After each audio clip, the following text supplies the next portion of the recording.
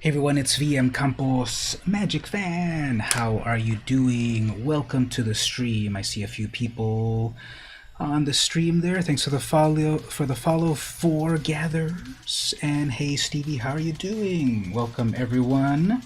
It's been a little while since the last stream, but we are back. So let me do my usual pre-flight check just to see that all of my cameras are correct and so forth. I didn't get a chance to finish setting everything up, but we can do it live right now as we congregate here. So tell me how your day was. Here's our amazing cam. Seems to be working okay. Hair looks okay. So the amazing cam looks fine. Full screen cam is a little off. I think my web... How do we do this? We can go downwards a little bit like that, I guess. Still a little bit. I forgot to check it before the start of things. I kind of changed. I got a new chair. It's not an amazing chair, but it's a new chair, and also I kind of changed my monitor height a little bit. That is adequate. That looks fine, right? If I stand up straight, you can see me. But then I'm blocking my comic over there. I think this is fine. That looks a little cluttered right there. That's fine. Then we've got the web browser. Web browser cam. Oops, I always forget to set that one. Let's set that web browser window. There we go. So here's our web browser in case we need to go online and check stuff out. Recent announcement. There's a survey going on. I don't know, maybe should we do the survey later on and answer the hard questions? We might do that a little bit later. Then we've got the card cam. The card cam will work once I plug it in. I knew I forgot something, so let me plug in the card cam right there. Switch back. Too many cameras, but here we go. Okay, so card cam. Let's get the angles a little better here. Like this. Let's see, somewhere around there. I think that'll work.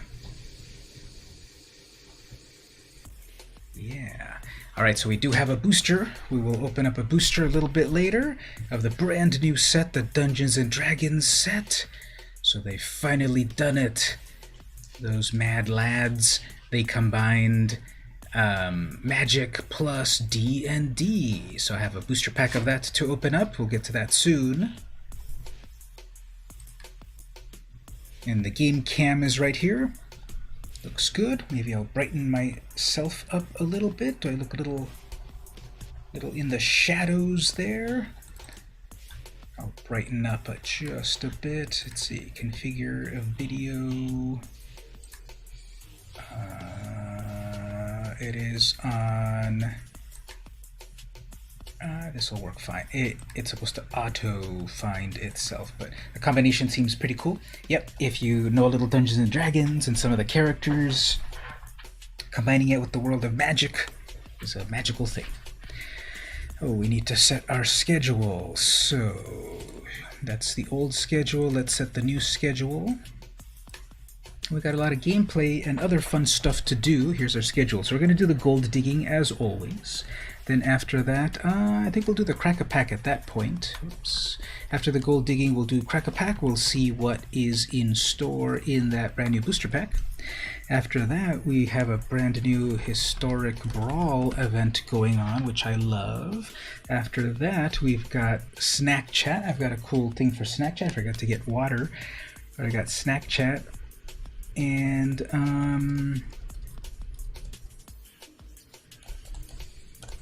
after that, more historic Brawl. It's going on.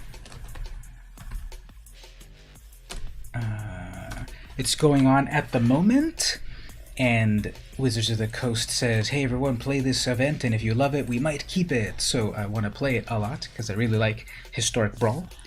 That's of course where I can have my much more variety of decks. And I was working on a brand new deck or two, so gotta check that out. And yep, so that's the schedule right there. That's what we've got in store. We'll start off with the gold digging, and so that I don't forget, We'll have some of these cool. We'll start things off by getting right in the mood to defeat our opponents.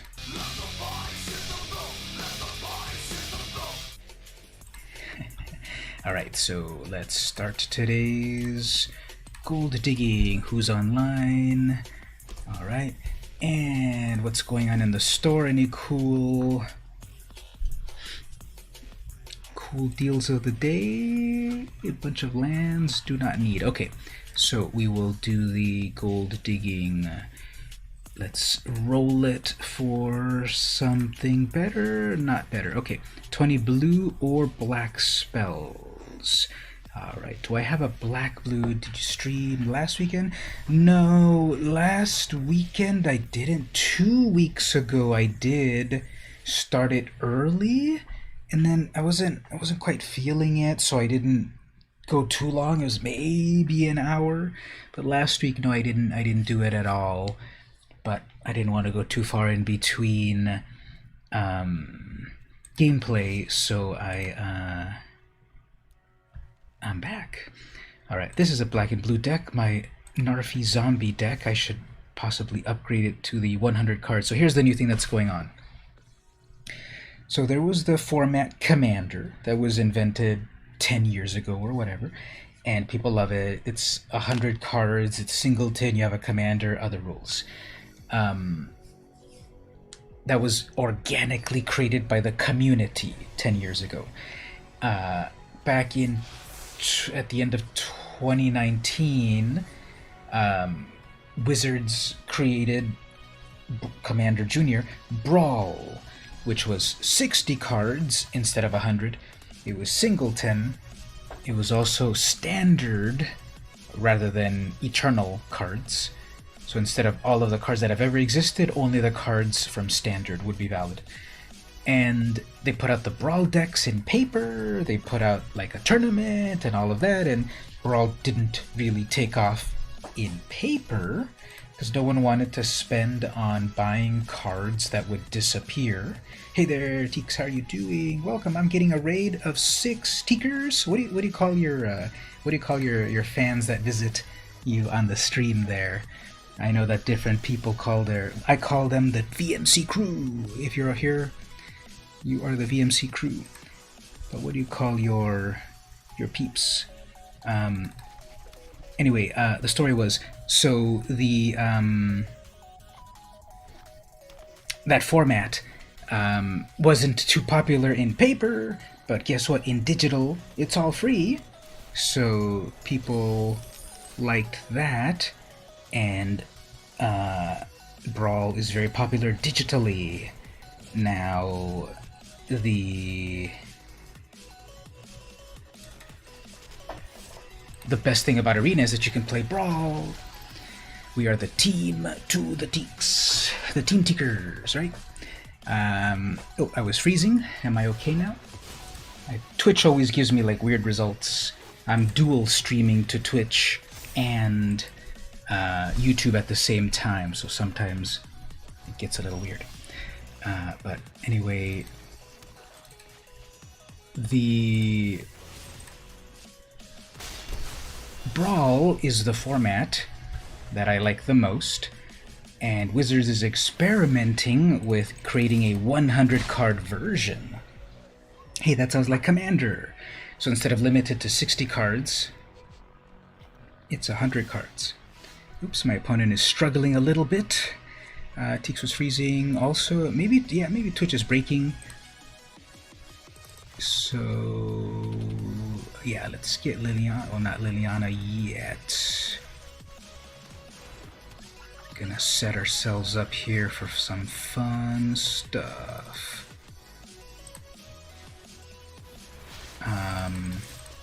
And so Wizards is doing an event, 100 card Brawl, historic.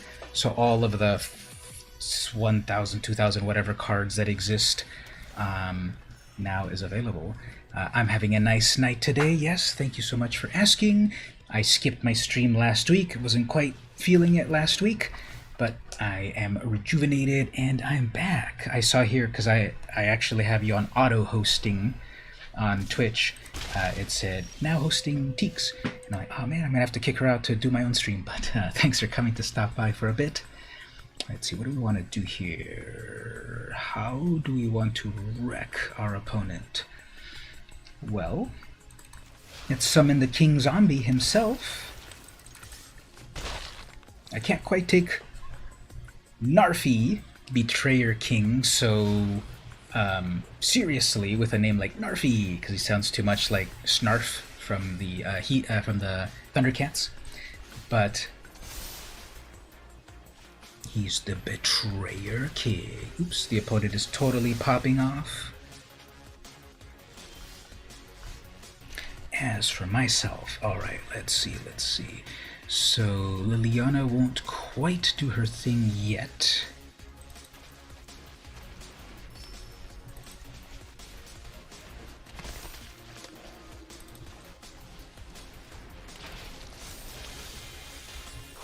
Let's set up this way.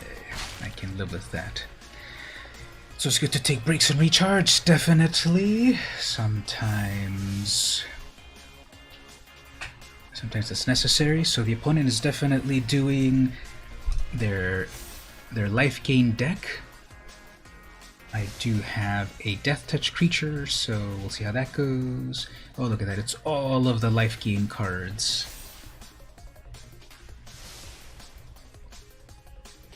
All of the life gain cards. Okay, so I don't have 8. Let's see if they fall for this.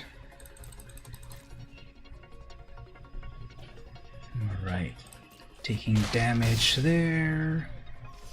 And then that's only 2 in the graveyard. Hey, let's just take another turn.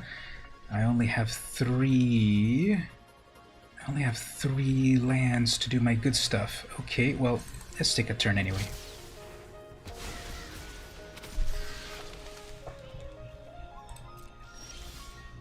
There we go. Taking extra turns is extra good. Then I could probably get rid of the Innkeeper.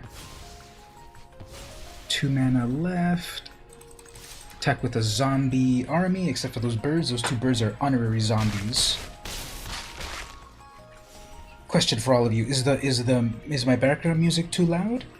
Feels a little loud in my headphones, but you can tell me, is it a little loud on your end?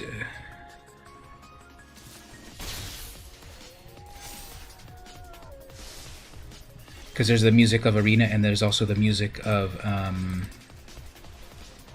my background music.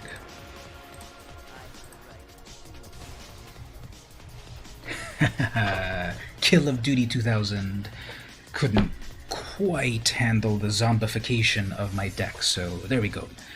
Got him. As we go on to the next battle over here, is a question for everyone.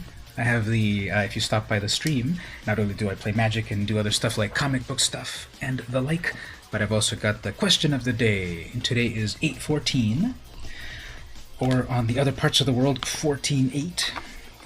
But today is 8/14, and let's see what our question of the day is. Tradition is that you must answer this question extremely honestly, if you want. Did you complete your to-do list for the day? So that's today's question. Did you complete your to-do list for the day? That assumes you have a to-do list. I often have a to-do list, and I try to do it. So what were my goals for today? I wanted to wash the dishes, which I did, so that's 1 check mark. I wanted to organize some of my comic collection, which I didn't, so that'll be for tomorrow. I wanted to do the stream, so we got the stream going on. That's 2 checked off. What else did I want to do today? I don't know, just clean the house a little bit. I think I did that 75%. And I have on my to-do list that I jog on Saturdays, and when the alarm came to go jog, I turned it off, so that's one thing I will do next time. And I made a fun coffee drink earlier. So a mocha pot coffee, iced coffee, oat milk coffee thing. so I'll count that. So yep, I got a lot of stuff done on my to-do list today. How about yourself? Even getting one thing done is a good thing nowadays. Sometimes taking time off for yourself is one of the big triumphs of the day. So definitely count that. Oh, Discord now asks you to join with your school email. I'm sure they will not use that for nefarious purposes. Oh, I forgot to do the alert to everyone. Let me do a quick alert on Discord. Live. How should we say it? What's the funnest way to say this? Live right meow.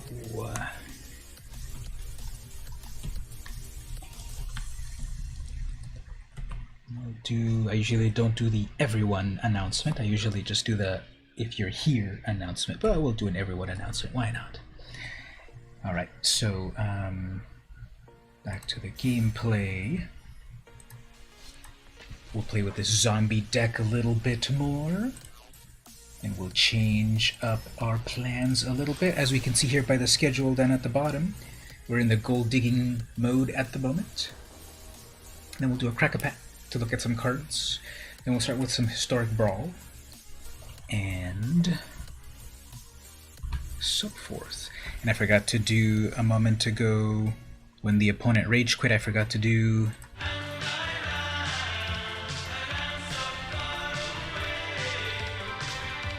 they just ran, but they couldn't get away.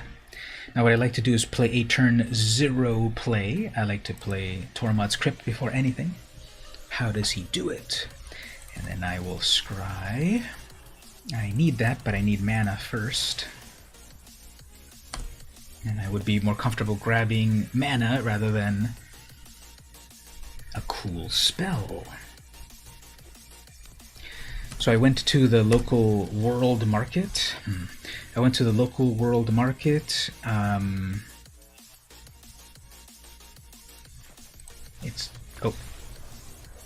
Alright, I guess they saw that my undying zombie king, Narfi the Great Betrayer, was on deck, and they noped out of here. So, okay, I guess I'll take it. Let's hope the top card is mana. Thanks. You sent me such good vibes that the opponent just rage quit.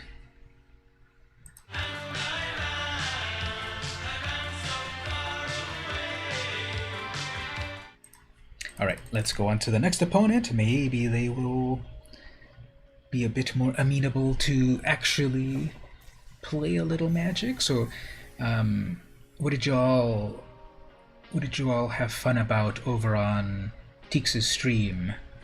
Everyone, what's some cool stuff we should talk about here as well? What's the hot goss?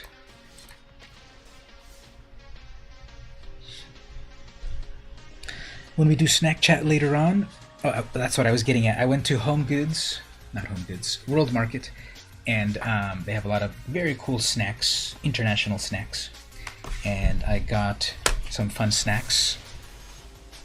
I'm gonna do snack chat about them a little bit later. And Xanathar, the Guild Kingpin, is a very good card if they can keep it alive. So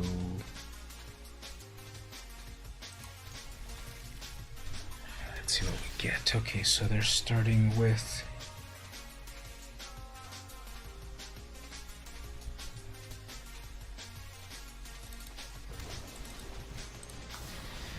single black mana if they're playing blue and black. Let me respond probably. Dojobu desu ka? Dark Lord Eyes. So here, 2 mana. Drop this, drop this.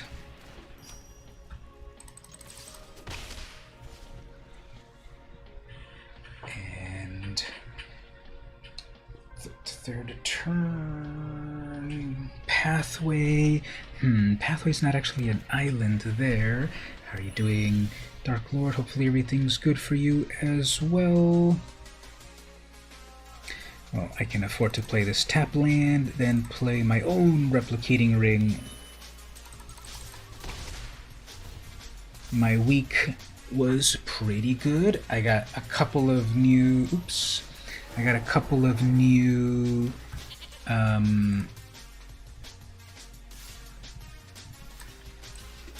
I got a new coffee-related thing. I've been getting into coffee more than ever, and the latest thing that I got coffee-related was an ibrik, which is a traditional Turkish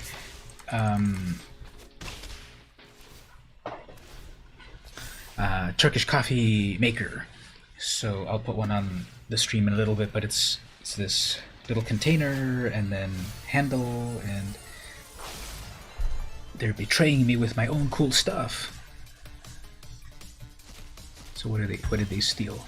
So they're gonna replay their Clackbridge toll, great, and then they took my Grey Merchant. Okay, that is fine. I'm gonna hold on to Liliana because it can remove creatures. Let's set ourselves up over here for some big damage.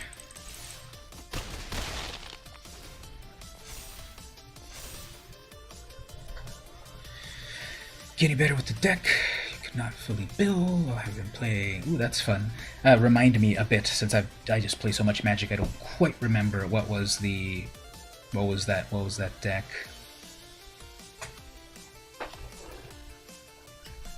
About to build a new deck. Black coffee is where it's at. I think in small doses maybe for me, but I like homemade fun coffees with a bunch of different flavors and stuff. Alright, what's the opponent up to? They didn't play anything. Now let's read the saga again. Each player mills until end of turn. You may cast spells from among them. So this is weird. They didn't play anything at all. So maybe they're just holding on to counter spells. Or a flash creature? Or a kill spell? What are they gonna play? Whatever they do is fine. Power kill, fine. And still pausing for one more thing, possibly.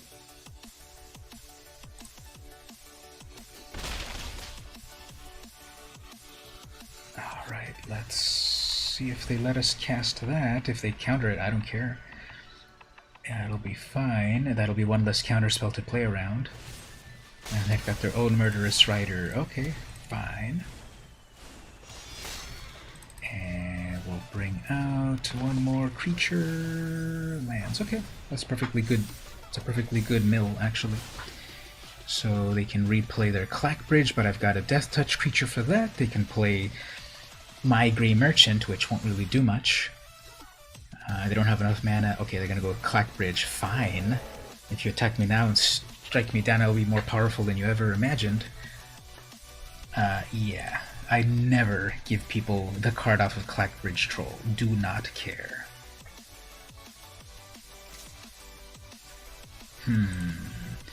They've got 2 mana open. I'm gonna block with all of your goats and all of my creatures, and if I lose them, that's fine. You can't stand coffee, you don't know why, but the smell doesn't click. Yeah, that can happen.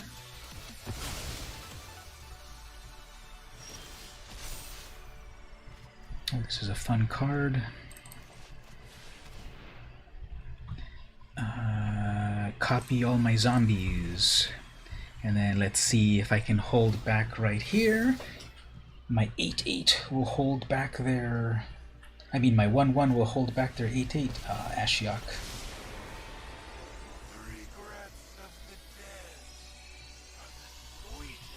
They can bounce it back, and then I have to discard Okay, they're making me return that. Okay, I guess I can live with that. I'm sure they won't attack.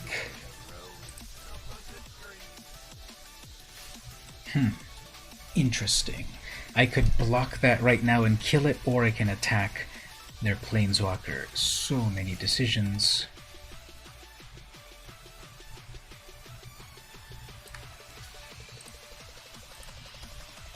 I could block their 8/8 and completely remove it.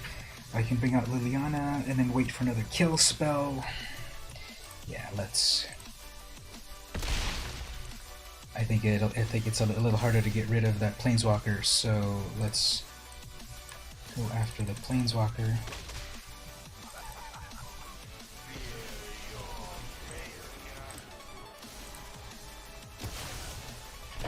And I've been stuck on mana.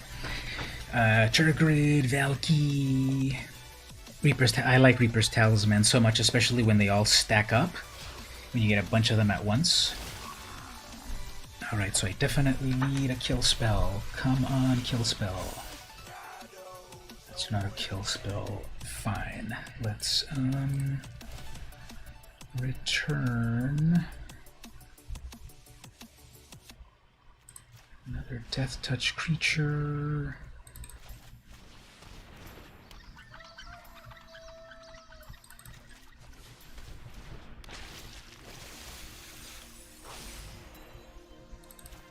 Can we do anything with my own Narfi's Betrayal?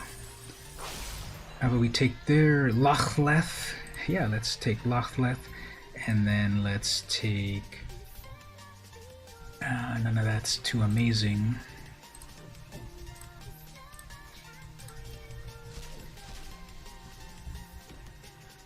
Let's see there. Okay, so they get to play cards off the top of my deck. Unfortunately, I wasn't able to get any removal spells. I don't doubt they'll use my own removal spell against me. After all, those are good cards, that's why they're in my deck, but we'll see. So we have a lot to, yeah, they're gonna do, yeah. Let's just move on. I know that.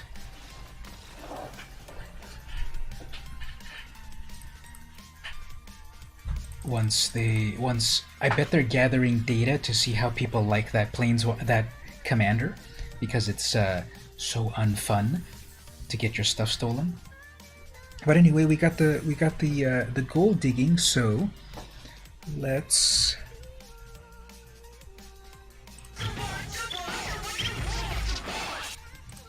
we got the gold digging done, so let's switch over to Crack-a-Pack. I have a real-life Crack-a-Pack right here of real-life cards. So yeah, it looks, I should get my seat up a bit more, something like that. So I've got it's a new seat, I'm not used to it. So I got a brand new Crack-a-Pack to open up here from the brand new Adventures into the Forgotten Realms. What's it called? Adventures in the Forgotten Realms. I keep calling this Adventures into the Forgotten Realms, but it's Adventures in the Forgotten Realms. I don't know why the name of it makes me want to venture into, but this is what's happening in the realm. So, okay, let's switch over to the card cam and start opening this up. Card cam, okay. So, have any of you gotten any real-life AFR cards? Or have you been playing mostly online?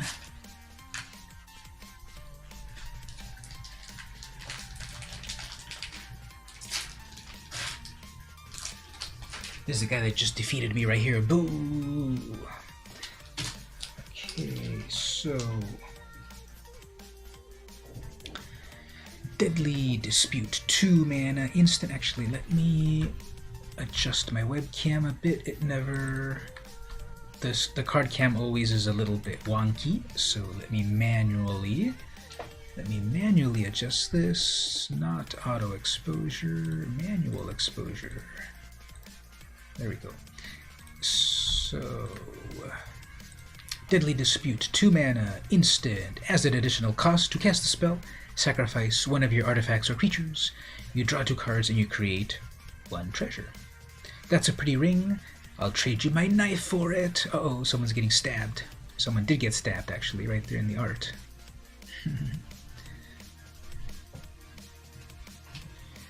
Compelled Duel. 2 mana. Sorcery. Target creature gets +3/+3 until end of turn, and it must be blocked this turn.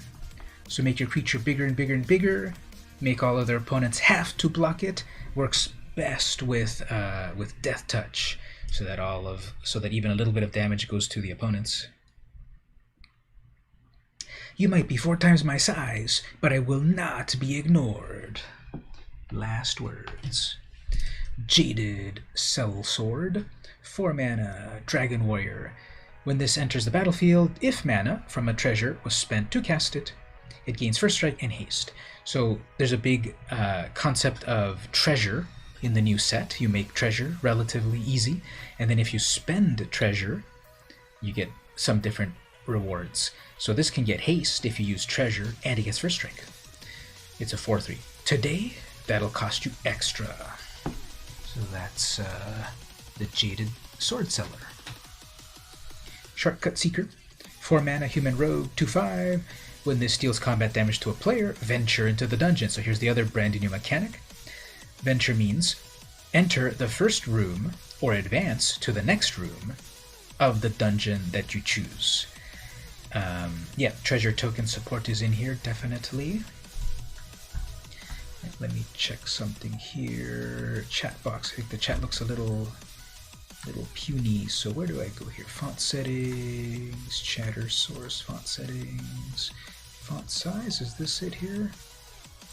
Visual settings. Want the text a little larger. Can I just go here and put it on a larger number? See how that looks. We want all of your words of wisdom to look nice. So let's see if the text appears better. All right. So the old trapdoor under a rug trick. This is almost too easy. Okay. So as I was saying, venture is the new mechanic where there's a special card where you can select which room you want to go into of the dungeon, and some of those paths go into different directions, and in each room you get something. Either you scry, you gain a life, you make a treasure, you make a goblin, whatever. So that's the newest mechanic, venture into the dungeon. Dawnbringer Cleric, 2 mana. When this enters, choose 1.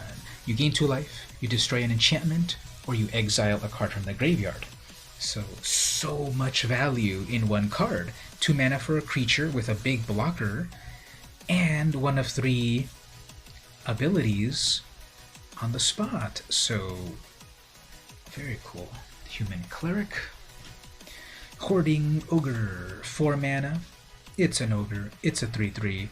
Whenever this attacks, roll a d20 die. That's the other big thing on the set, rolling dice. If you get between 1 and 9, you can create a treasure. If you get between 10 and 19, you create 2 treasures. And if you get exactly 20, you create 3 treasures. How's everyone? I'm good so far. I'm a little thirsty, actually, so I might take a break right after the crack a pack to go get some water. Then we'll continue with the rest of our gameplay. But how are you? Next up is Feign Death. Single black mana instant. Until end of turn, target creature gains. When this creature dies, return it to the battlefield tapped under its owner's control with a +1. So it comes back to life. You pay 1 mana to instantly have it come back to life, and it comes back stronger somehow. A drastic measure for dangerous times. Oh, and here's the alternate art. The alternate art for the card Mimic. So on some percentage of cards opened up, it comes with this sort of vintage Dungeon Explorer manual art, a sort of cartoonier version of things. Mimic, 2 mana, it's an artifact, it's a treasure, but it's a creature at the same time. Tap it, sacrifice this, add 1 mana of any color, so you can only use it once, or pay 2 and it becomes a shapeshifter artifact creature with base power 3/3 until end of turn. Now, when something is a shapeshifter, does it automatically have changeling? Or does something have to have changeling, and those are often shapeshifters? So what I'm asking is, this mimic will come to life as a 3/3, but does shapeshifter also make it be creature type goblin and cat and angel, or does something have to have changeling in order for it to be that? But anyway, you can use this either as a treasure 1 time, or you can make it come to life when the opponent least suspects it for 2 mana. Clattering Skeletons, 4 mana. It's a skeleton, it's a 4/3. When this dies, venture into the dungeon. So use it as a good blocker, and then get to venture. Those who die in the dungeon become its guardians. Here's the first uncommon. Yeah, this is so adorable. Let's look at it carefully, because if we look at it carefully, we will not think it's too adorable. Look at that. Look at that right there. It almost looks like this is like cute hands over here, but it's actually just more slime or ectoplasm or something. And then those evil eyes and teeth. So one person's cute is another person's nightmare fuel. Here we have the first uncommon, Barbarian Class. This is a new type of card. It's similar to Sagas, but they're not automatic. So that means they're kind of similar to Level Up, in that you start at a certain level, and then you pay mana to get to the next level. So when you first cast this for 1 red mana, it's on level 1 over here. If you would roll 1 or more dice, instead roll that many dice plus 1 and ignore the lowest roll. So that's you roll 2 at a time. Then you pay 1 in a red, you jump it to level 2. Now when you roll 1 or more dice, target creature you control gets plus 2 and gains mana until end of turn. So simply by rolling, your creature just gets stronger. And then if you pay 3 to get it up to level 3, creatures you control have haste. So I see people, they love this card, they play it a lot. They want to get to that haste ability. Red players just want to haste up all their creatures. That's the uncommon. Plate Armor, 3 mana, equipment. Equipped creature gets +3/+3 and ward 1. Ward is when this becomes a target of a spell or ability an opponent controls, counter it unless they pay an extra 1. So it automatically gives an extra cost addition to opponents' spells or abilities, and it costs 3 to equip. However, this ability costs 1 less for each other equipment you control. So technically, if you play a big equipment deck, this can be equipped for 0. If you control 3 other equipments, you can be equipping this for 0, and it's making your creature +3/+3 and stronger. You know, I need to make a note of this, because actually I like this card, and I think I want to put it in a deck or 2. There's just so many cards out there that it's easy to lose track of them. I think I want that for some deck.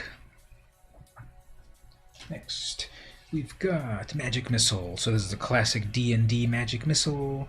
3 mana, sorcery. This cannot be countered. This deals 3 damage, divided as you choose among 1, 2, or 3 targets. So you can hit 3 Llanowar Elves for the price of 1 Magic Missile, or you can hit 1 damage to the opponent and 2 to their planeswalker, divide it up how you want. A tried and true favorite of many wizards, whatever their school. Next up, ooh, yes, I wanted to get this card. This is one of the cards that everyone wants of this set. Minsk, Beloved Ranger. We got Naya mana, which is red, green, and white. It's a legendary creature. It's a human ranger. 400 coins. When Minsk, Beloved Ranger, enters the battlefield, create Boo. a legendary, yeah, 77,000, that's more like it. When this enters, create Boo, a legendary 1/1 red hamster creature token with trample and haste. So that little hamster that he's holding is not just part of the art, that is his little pet. That is his little pet. That is a 1/1 trampler and haste. Pay X until end of turn. Target creature you control has base power and toughness of X and becomes a giant in addition to other types. Activate only as a sorcery. So the idea here is you get Minsk, and then you get Boo for free, and then you can pay X and Boo becomes plus X, not plus X, but it becomes XX. So even just with 3 mana that you use to summon Minsk, you can turn Boo into a 3/3 permanently. No, never mind, until end of turn. So you can turn that 1/1 into a 3/3 with trample. And obviously the more mana that you have, and you'll be able to make lots of mana when you're playing green, you can make Boo even bigger and bigger and bigger and bigger. And it's got trample. So I'm very happy to get this one. Don't have this card yet. Can do a lot of fun stuff. Oh, then we got a cool foil. Not sure how well it looks in the camera. We got a cool foil. Alternate art, uncommon, Faraday, Devil's Chosen. This is in Prismari colors, red and blue, plus 2 more. It's a Tiefling Warlock. This is the first time we've had the creature type Tiefling. Not fully sure what it means. Like it's half demon, half human, perhaps? I don't know. D&D people, you can tell me. It's a Tiefling Warlock. And what it does is, whenever you roll 1 or more dice, Faraday gains flying and menace until end of turn. If any of those results was 10 or higher, draw a card. So roll a die. If it's 10 or more, you draw a card, and even when you roll, she gets menace and flying. That's fun. And the foilness of it, if we get close. Very shiny and foily. Look at that, looks cool. Look at that powerful. You can see right there the color, the red, orange, blue, green color pie. So that one's nice.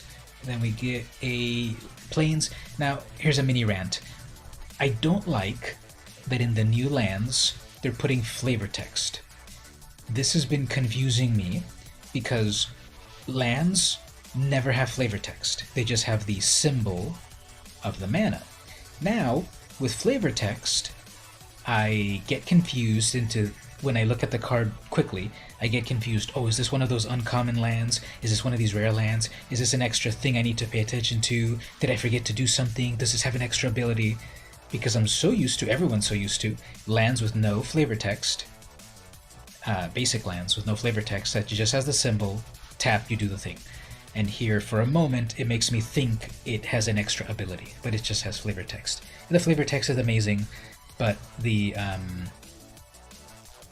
no, well, like rare lands, yes, rare lands and uncommon lands, but basic lands, basic plains, basic forests and stuff, those don't almost never have flavor text. So that's why I'm thinking, well, oh, there's text there, that means it's a rare land or uncommon, but just the basics never really had them. The flavor text is cool, as always, but you know, there's good writers, but it just kind of confuses me. Venturing beneath the desert sands, you've discovered an alien power pulsing with inconceivable energy. And then oh, look at that cute dragon. Fairy dragon. It's a 1/1, it's flying, it's the cutest art ever. I nominate Fairy dragon token for the cutest art in the set. Look at it, it's so happy. You wanna give it scritches right below the neck. Cute. Okay, those are my cards there. Got a couple of the alternate arts. One of them is foil. Very happy about that. I think I already had all of these commons. Don't think I need any more of those. The uncommons, I probably already had them. Maybe not Magic Missile. I didn't have Minsk yet. So, yep, a lot of cool stuff there.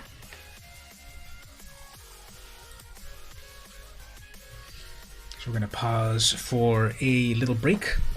I'll take a quick bathroom break. I'll grab some water. What was my... Oh yeah, my schedule next is we're going to play some of the 100 card historic brawl. Maybe make a deck or two as well. We'll maybe make a cool deck together. And then snack chat after that. I've got some snacks to show and more gameplay. You know what? I've got a lot of snacks. So we're going to do a snack chat right after the break. And then we're going to play more Magic. So BRB in just a moment.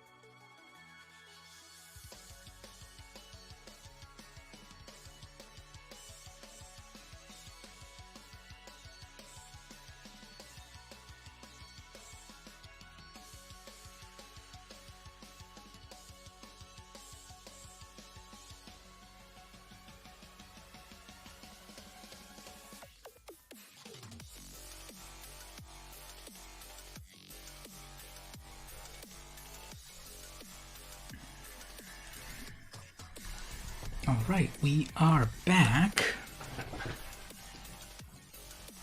Gonna do a snack chat at this point before we get back to the gameplay. And I've said before on the stream that I do consider a beverage to be a snack. So here's my snack. This beverage, this soda that I just bought, called Swell. Now this has so many levels of meaning. Thank you. This has so many levels of meaning because when you say that's swell, that's kind of an old way of saying that's cool, that's nice, etc. That's swell. The other meaning, another meaning, a swell, as you can see by the wave here, is the part of at the beach where the waves swell, right? It's where it makes waves, so that's a swell. And I think I'm gonna have to grab my focus. Just one moment. I want this to focus just right. So the let me see, where can we grab the focus? Right there. So this is California, a San Diego craft brewed soda made with real cane sugar. So it's a cola made right here in San Diego. Looking at the info over here, it's actually in Spring Valley, bottled by Swell Soda Company, Spring Valley, California. So I live in Eastlake, which is close-ish to Spring Valley, so I bet we could drive over there and see if we can get a sponsorship from this organization. Ingredients. Never read the ingredients, just enjoy it. Carbonated filtered water, pure cane sugar, caramel colors, phosphoric acid, citric acid, natural flavor, and caffeine. And then the story. Swell Soda Co. is family-owned, made by San Diegans. That's kind of bad grammar. Swell Soda Company is a family-owned, or Swell is family-owned and made by San Diegans who have called this city home for 6 generations. Brewed in small batches and crafted with real cane sugar and bold flavors in the tradition of vintage soda pop. Swell is the perfect drink. That should be period, then moving on. Swell is the perfect drink for San Diego's endless summer. So grab a bottle and head for the beach and enjoy the sun. Yeah, this is totally poor grammar. So let's see how the actual drink is, because the grammar is not instilling me with a lot of good vibes. And is this a twist cap? Oh, it is a twist cap. I had my trusty lightsaber bottle opener over here. I got this a while ago. Remember the old original, what's this one called? Star Wars The Force Unleashed. Remember this old vintage game, The Force Unleashed, for like Xbox One or something? So a while ago I got this. Oh, so yeah, this is from 2008. So I've had this since at least 2008. Well, at most 2008. So I had this ready to open up the bottle. Didn't need it. It was a twist cap.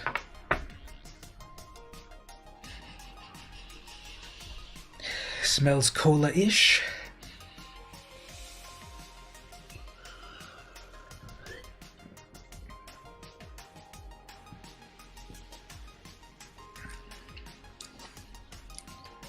It tastes a little weak in terms of,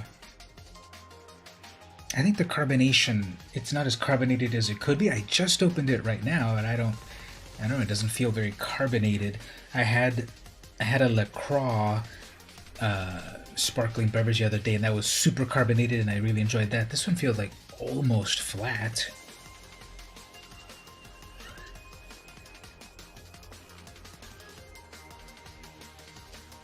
It's very minor carbonation. Now about the flavor, we'll cover the flavor in a moment, but I think a good cola, a good pop, a good soda is obvious carbonation, and this feels like, on a scale of 1 to 10, this feels like a 2.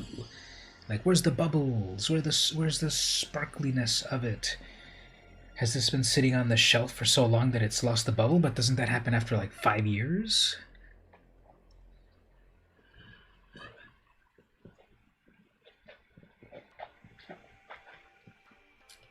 Even swishing it around doesn't really feel it's making a lot of bubbles.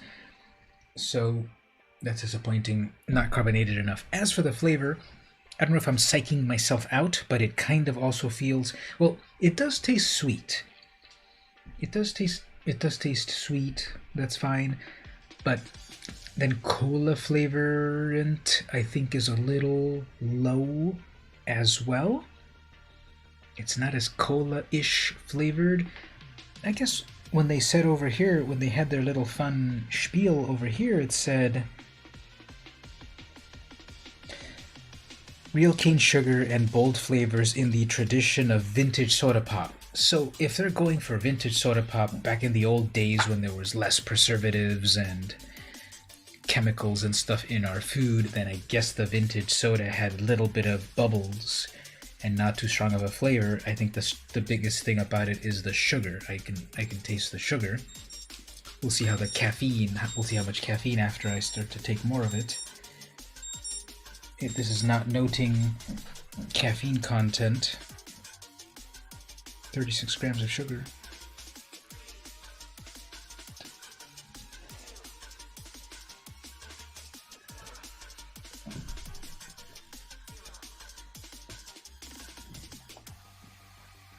So on a scale of 1 to 10, would I give this snack? Give it a 7. 7 out of 10 thumbs up, because it's still a fun sugary drink, cola flavored, but I think the cola is kind of weak. The bubbles are weak. I'll give it 7.5 because it's from right here in San Diego, California, Spring Valley. So a local business with a fun logo. I think the logo's cool, although now that I think about it, a red wave. Is that like a red wave of blood? No, it's a wave of cola. Let's not be so grim. And then the sun or the moon or whatever. I think that's the moon. What do you all see? I see a moon. I see surfing by moonlight. That's what I see. Do you see a sunny wave or do you see a moonlit wave? I see the moon. Maybe you see the sun.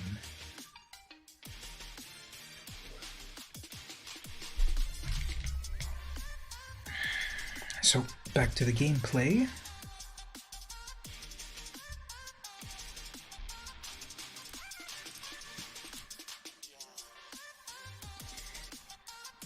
Next on the agenda after the Cracker Pack, okay, historic Brawl. So you have to go to the event over here. Select the deck. These are my valid Brawl decks. I made 2 yesterday. Traxos and Oswald. I'm still beta testing these. So there's a mono white deck with artifact shenanigans. And what I want to do is there a way to... So what Oswald does is pay 1 white and tap, sacrifice one of your artifacts, then search for another artifact that costs that plus 1, put it onto the battlefield. So the idea is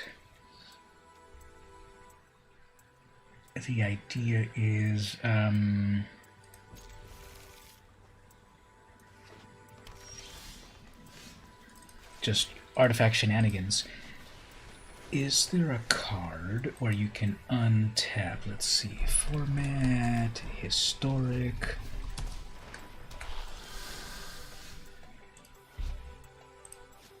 Okay, so they're gonna want to ramp. Okay. Artifact, okay, format, historic, and then the word untap. Oops, they passed. Might not. I know what they have. They have like giant growth or something, so they shouldn't attack.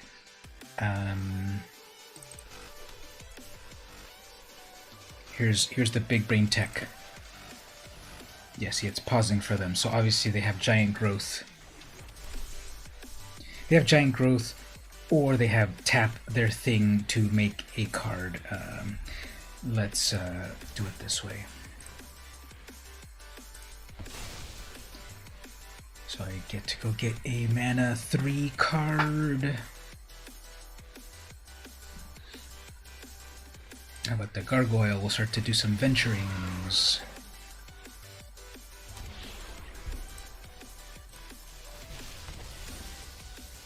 So if you're all new to adventuring, this is what this is. So there's 3 dungeons. 1, 2, 3.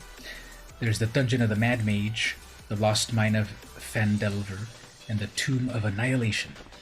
And you see all of these have different rooms. You can go through these different paths. So every time you venture, you can go through a path.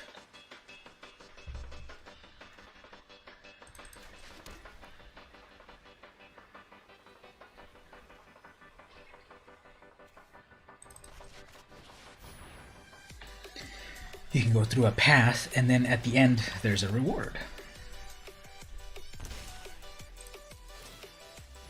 And so my idea here is just to cycle through different artifacts, and my problem was that I forgot to put any 4 mana artifacts.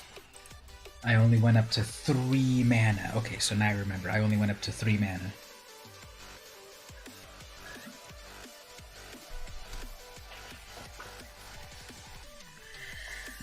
Oh, I should revoke existence their book.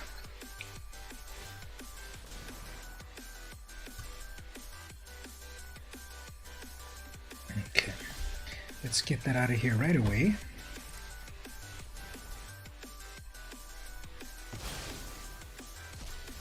Let's attach this blade.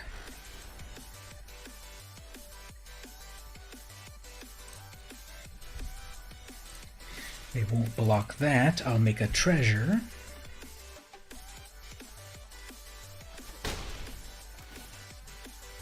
Drop a land. Guild Globe, which will draw me another card. Alright, that's working just fine. Let me see. I can bring in the scroll, sacrifice it, and then get the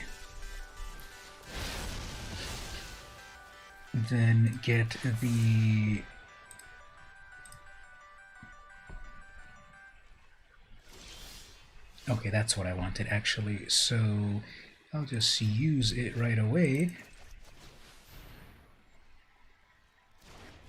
They're about to summon their own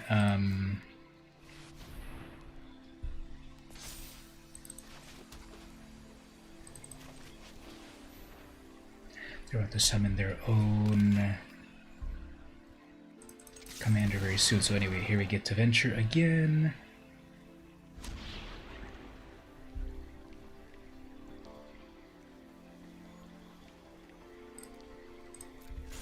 I go to the next room, everyone gets damaged.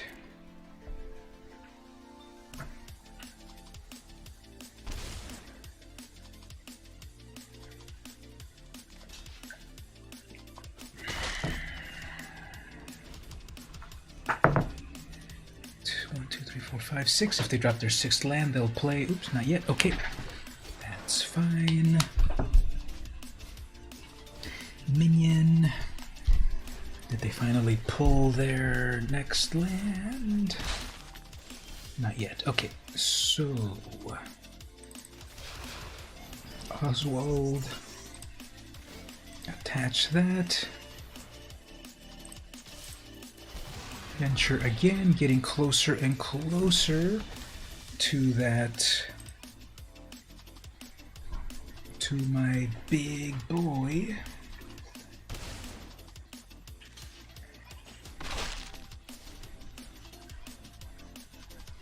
There's their 6th mana. They're gonna cast their Phylath, hopefully. Yep, alright, perfect. I seem to have something in my hand that is quite devastating. And then I'm gonna play another land. They're gonna play another land. Yeah, they're gonna play another land to make their plant big. Attack with a 2/3. Nope. Okay, that's fine. So let's do another. Well, I can't venture yet because then I'm gonna kill everything. Okay, let's just kill everything. No, actually, let me Oswald. Okay, I want to Oswald my 1 mana artifact into my Eye of Vecna right there. Draws me a card. Nice. And then I want to make an artifact, wreck the board.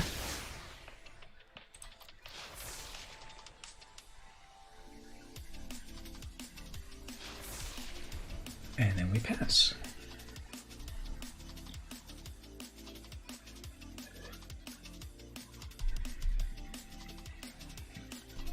I'm at 6 mana for Oswald, so I guess I'll summon Oswald. Universal Solvent, Short Sword. Got a lot of things that we can do here, definitely. Aw, man, all Nabone. Okay, fine, I'm gonna have to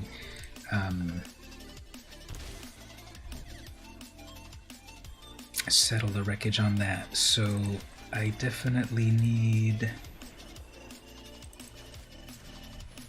Do I have 7 mana already? Not yet. For...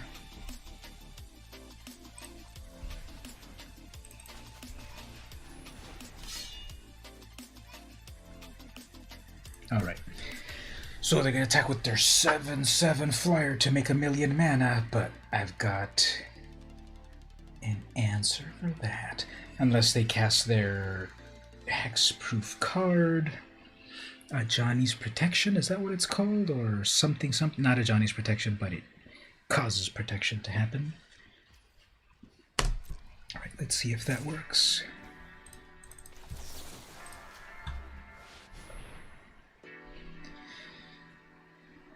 I have a lot of cards in hand still. Alright, there we go. All old Nabone. His bones has got gnawed.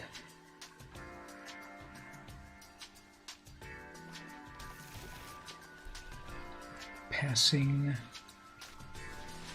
with a Phoenix. That's annoying. That can just come back to life, right? When this dies, return it to its owner's hand.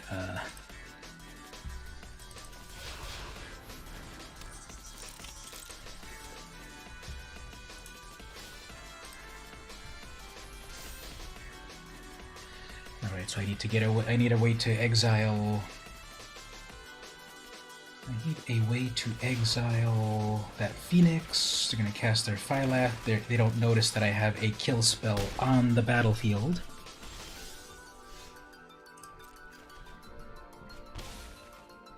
Alright, well, that's just going to go back to their freaking hand. So first, let's get rid of that.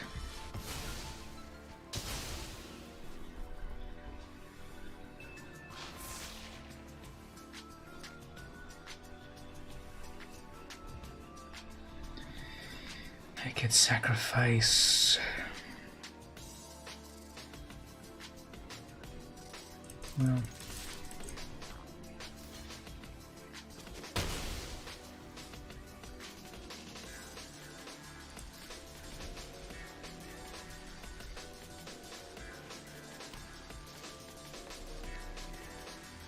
One more mana to bring back Phylath. I have no more...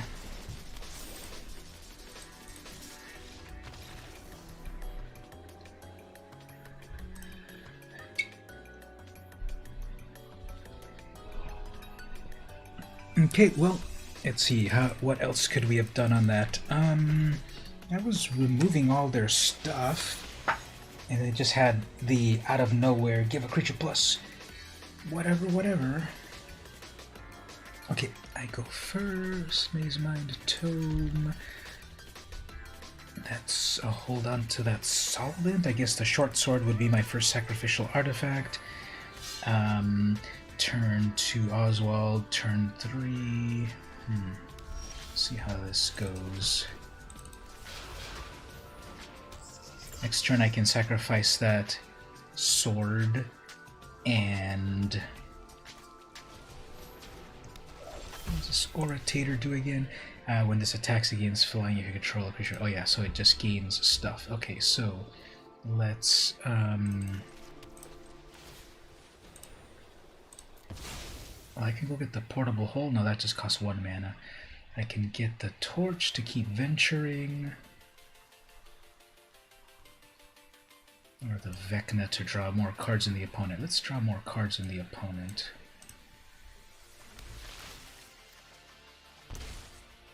Two mana for this tome to further scry. Banishing light to get rid of something if I need to. Oh, they're gonna destroy my own Vecna.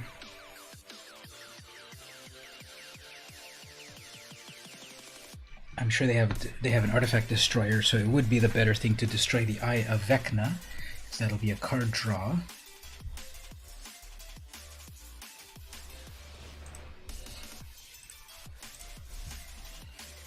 So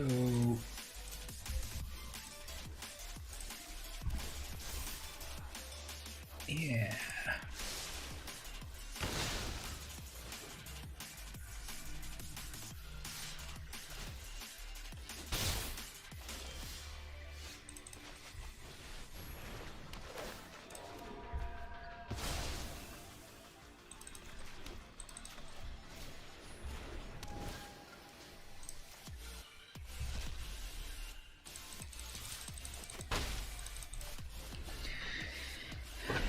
Okay, so they have black, white, red, and everything, and they're passing. Okay, let's scry into something good that'll work eventually. Let's make some mana. Wreck my lantern. Go get something for 2. What do we have under 2? Well, I guess the torch. Bring that out just to scare them. Yeah, that is a destroy a permanent. Would be a shame to destroy your... I'm going to hover my mouse over it to show that that's next. Wall, sure. Wally. They're scrying. Destroy target permanent. So that destroys a precious land.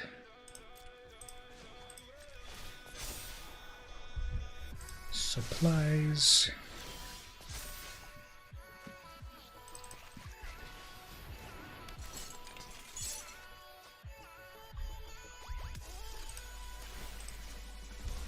Let's start to add adventure.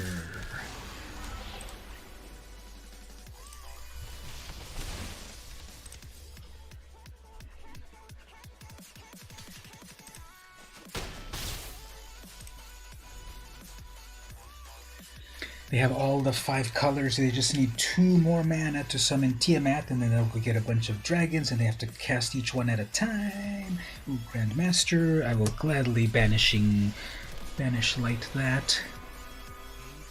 People play that, but is that a good card? As long as this can become a dragon, as long as it's got enough loyalty, and then a plus. Both of these are +1s. It makes a creature not attack, or it goes to get you a blocker. What are they gonna do? Oh, so they are going to go to get that monk. It really shouldn't be difficult to find it. Search your library for that card.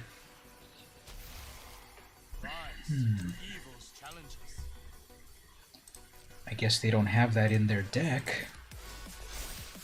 It's go get it from your deck. It's not like conjure it from nowhere. So maybe that's what they thought it was. Anyway, let's pass this onto this. Go attack that. Go to venture.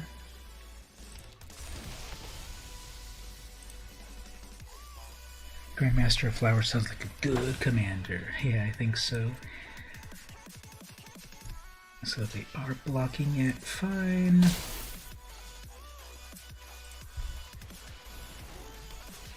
I'll take it anyway.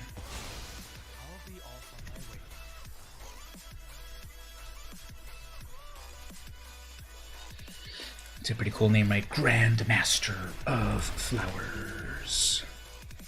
Aw, man. You're tapping my thing. Fine. Ah, little cat. Well, the problem with having a tapped creature is that's what happens. Let's venture some more.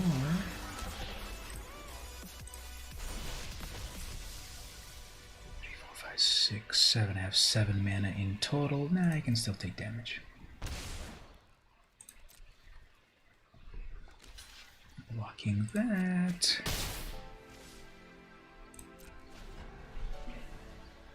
I can sacrifice my supplies for another card. Ooh, Angel is good.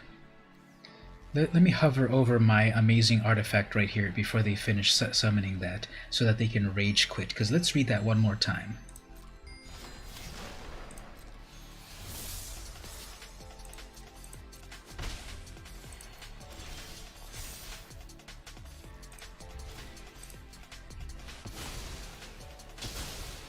My 1 mana artifact destroyed an angel, and now I've got a 4/4. So see, this is what this is what venturing is all about. You have these 3 possible dungeons, and the one I went through was Tomb of Annihilation. And you go through these various rooms, these various paths. The very first room, each player loses 1 life. Then I went to the left. Each player loses 2 life unless they discard a card. And then the next room, each player loses 2 life unless they sacrifice a creature, artifact, or land. And then when you finally get through it all, uh-oh, the opponent really thought that they were about to destroy my Banishing Light and get back their Planeswalker. But that's not what happened at all. Minimus Containment is amazing. Enchant a non-land permanent, it becomes a treasure. So it becomes a treasure, but doesn't lose anything else. My Banishing Light is still a Banishing Light. It's still holding on to their Planeswalker. But anyway, I'm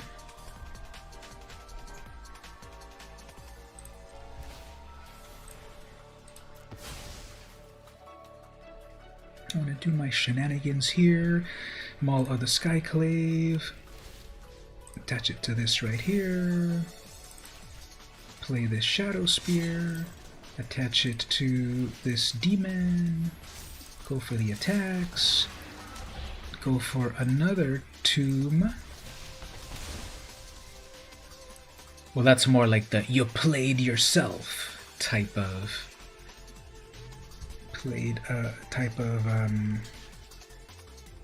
this is what their play was.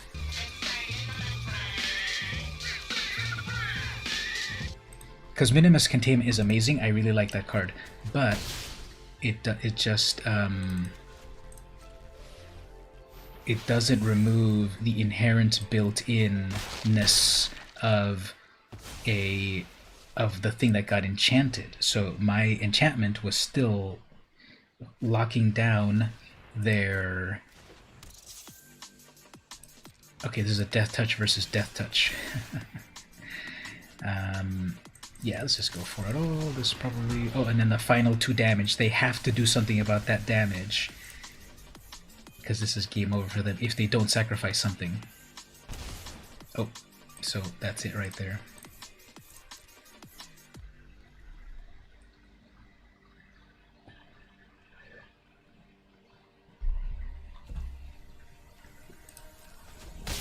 And they blocked nothing.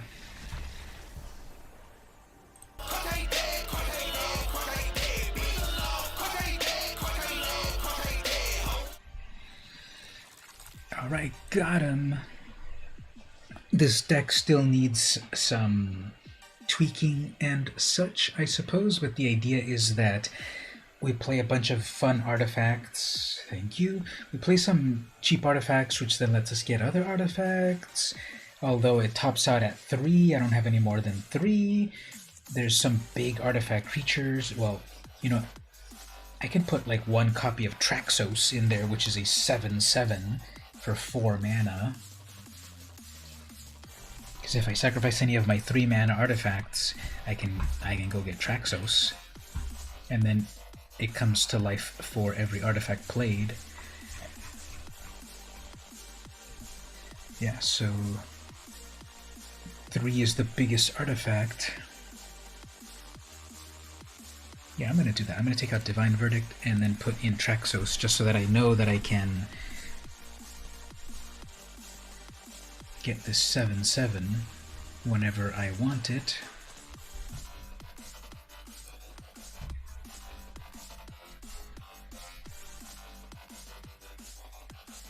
My lands are smaller than I thought. Usually I have 36 lands, but that seemed to work fine, so... Okay, we'll play that deck one more time, and then I've got some other decks to show off here. And while that's coming up, here's another question of the day that we can bring up. August.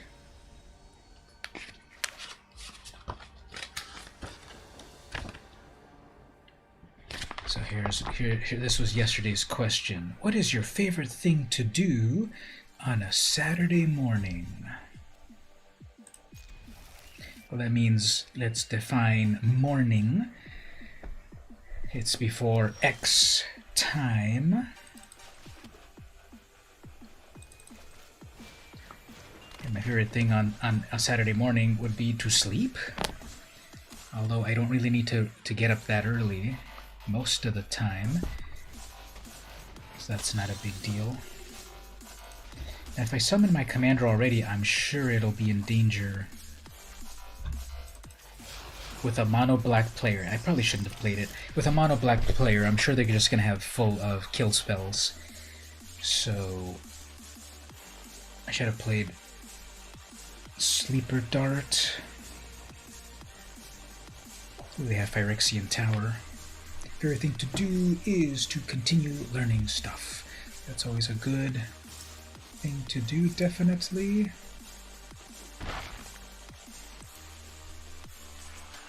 More knowledge, more good. Bad grammar aside. Oh, look at that. Alright, so I am missing...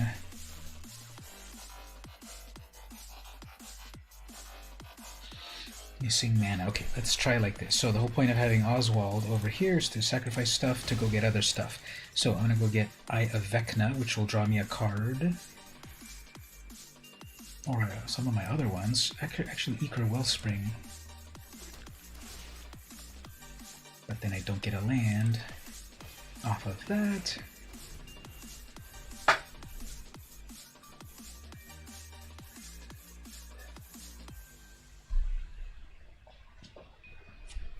I think they're going to equip a bunch of good things to that Valkyrie. Okay, turn 2. Hopefully I get a land. Sleeper Dart. Draw a card off of that. Lock down that... Lock down that... No land. Okay, come on. This has got to be a land. This has got to be a land. Come on, land. There we go, land. Okay. So, lock down that Valkyrie for 1 turn. Watch how I draw double lands right here. Sacrifice that Spring. Drop that off there. Good. And then go get the... Geode to scry. And another land. Yeah, okay. I can work with that. Discard 1 card.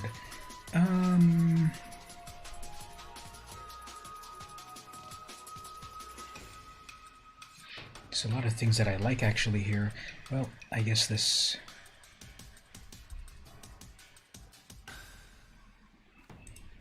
Okay, so I have a combo piece here. I've got the teleportation circle, which will let me bounce something over and over. So that Cloister Gargoyle will let me venture. Then I get that teleportation circle out. Okay, so they missed their own land drop.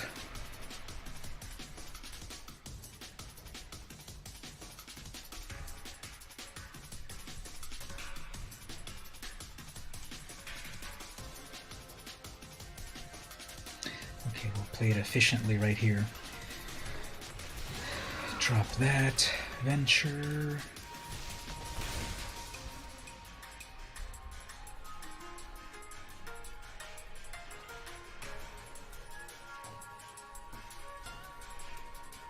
Draw another card.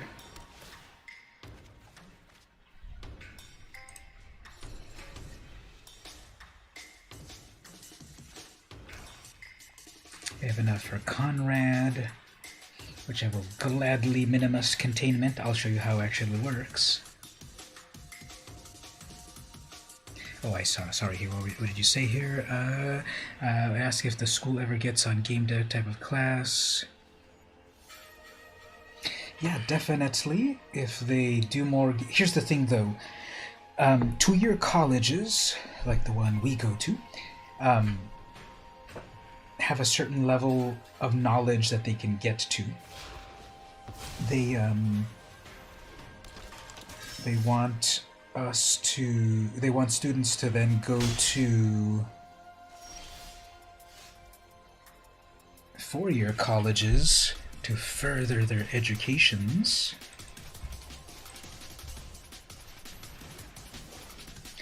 And therefore,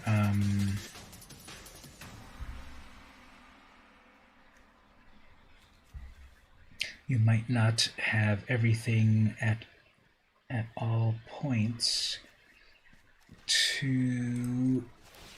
I'm rambling here, but I'll get to the point one moment.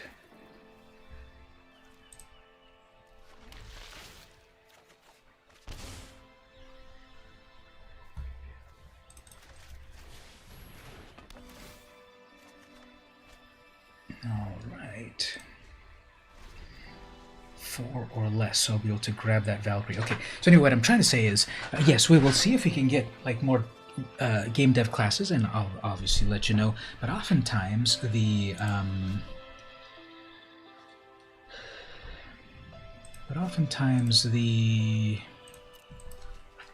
4-year colleges, UCSD, San Diego State, etc., those are the ones that are more focused on those more advanced topics. So consider looking also at the other colleges, because there's a certain level that we can go to as at our level of the college.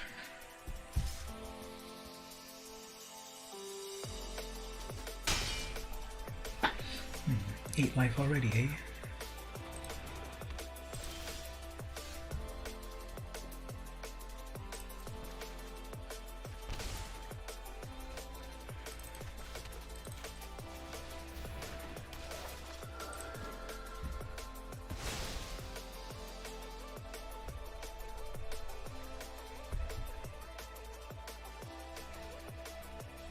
Oh yes, perfect. Portable hole comes into a pinch. Perfect. And then let's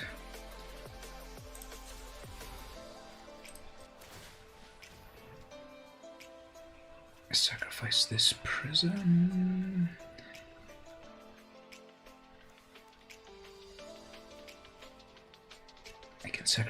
I can sacrifice this. Yeah, let's try this. Let's sacrifice this 3 mana and get our only 4 mana Traxos 7/7, and that'll just come back to life from teleportation circle. What do we want to do with that? We've been eyeballing the Python classes to help keep your mind sharp. There's a book and a website, I believe it's also a website, called Python. Learn Python the Hard Way. I remember that one stood out to me as a that one stood out to me as a class that exists, and Fine, I'll just sacrifice my own commander, but it can come back easily.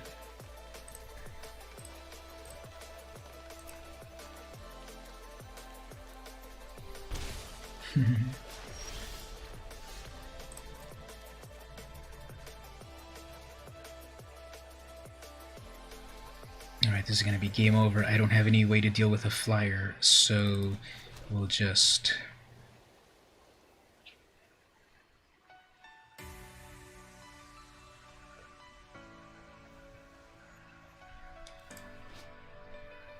exile up to one target non-land, non-target permanent. Actually, that'll work. Skyclave Apparition will work. Yeah, that might work.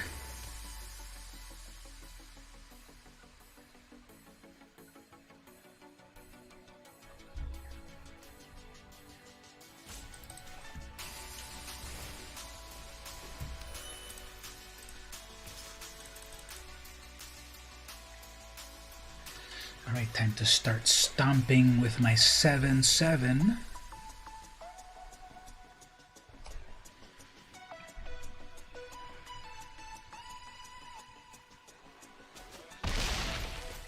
Okay. Untap Traxos. Turn ends. Recast my Skyclave. They get something on the ground. Grab that off the air. There we go, flipping that around, amazing.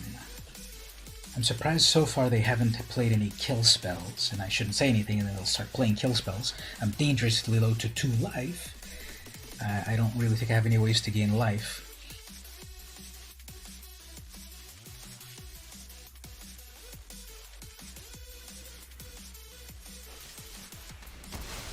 Fine.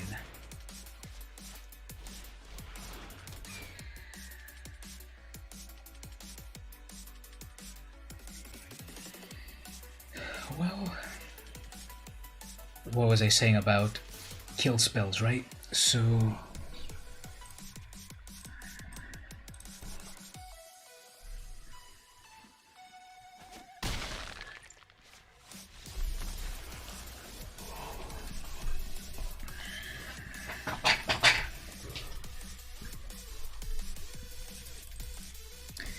alright, so that's that deck. Let me switch over to this other deck for a little bit. So I have a deck that's focused on the Traxos is the main commander. So this is an artifact focused deck, and it's all about just scaring them with a 7/7 that keeps untapping over and over. So I'm playing an Izzet player, so probably going to run into a lot of counter spells. I get to go first at least, so hopefully I can get in under the wire under their counter spells. Turn to Mind Stone, and then I should be able to get Traxos out and then start to get out my other things. Karn.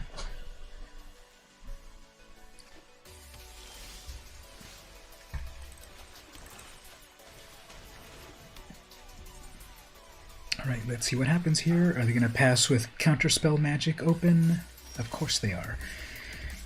This is going to be a Counterspell onto Traxos.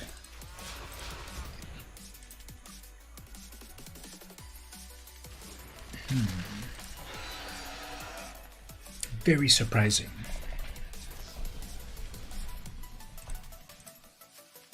Probably then they'll save their Counterspell for the next turn.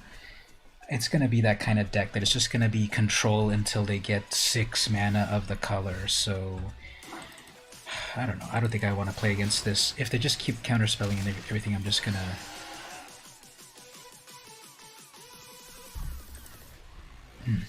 Okay.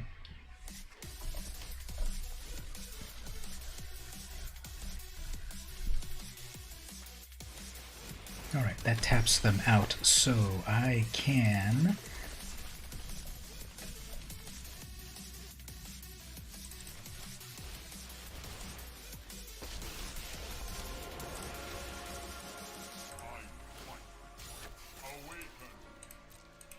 I'll attack with a 7/7 and then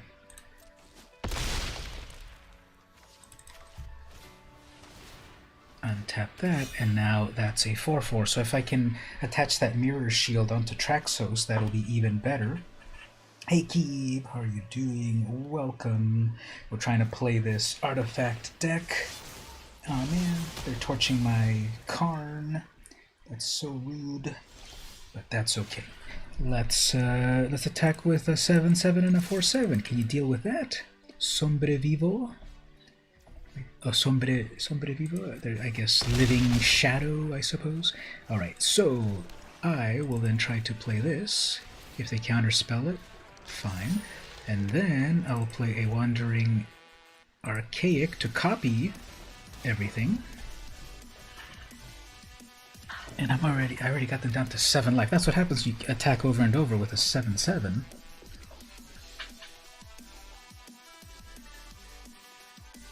Archaic's so cool, right? You get to steal all their spells unless they pay for it, and they're trying to play Niv. They have enough mana for Niv Mizzet, but help me do the math. Is 7/7 better than 5/5? Are they going to pay for it? Copy that spell. I can copy it for free, right?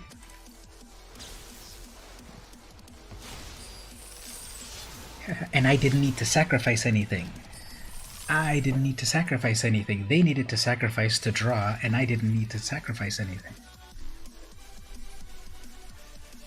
Because the spell was already cast. As an additional cost to cast the spell, sacrifice a card, and then draw 2 cards. Well, it already got paid for it, so I didn't have to pay for anything. But I was able to grab it. Neheb. Sure. So, how about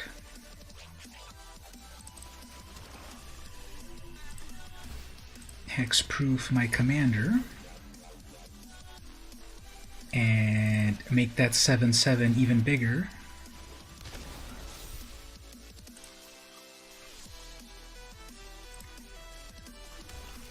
And go all in, and then I have an artifact that I can cast to untap Traxos, and then they lost their will to live. Okay. Yay.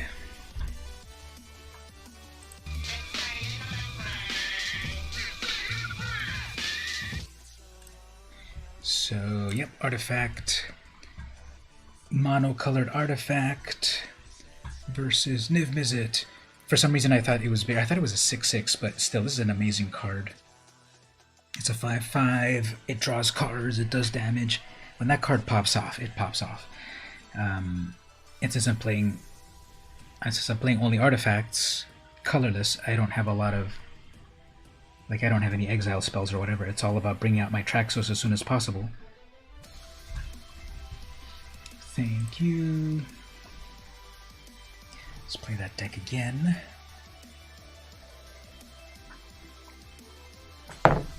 So, to catch you up here, Keeb, earlier I had the snack chat, and I tried out this local San Diego cola here. It's from the company Swell. It has many meanings. And this is Colafornia. So it is a cola flavored. And my rating was 7 out of 10 thumbs up because the carbonation is very weak. I like soda with a lot of carbonation. I had LaCroix a day or two ago, and that's so carbonated. This felt weak carbonated. The cola flavor also felt a little weak. It was very sweet. So 7 out of 10. And I also did a Crack-a-Pack over here. Switching to Crack-a-Pack. Cam. Over here, we opened up a pack. I got one of the foil. It's already curling. One of these foil showcase cards, Styles, Faraday, Devil's Chosen, plus a showcase art Mimic. Stevie over here says it's cute, whereas I say it is nightmare fuel. And very, very happy to get this mythic Minsk Beloved Ranger. When you summon it, he makes Boo, a legendary 1/1 hamster with trample and haste. So that was the That was the cracker pack.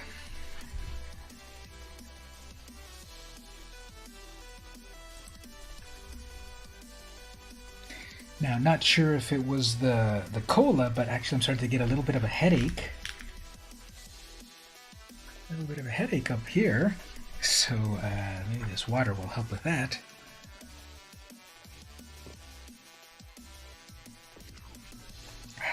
Or aspirin to open up those blood vessels.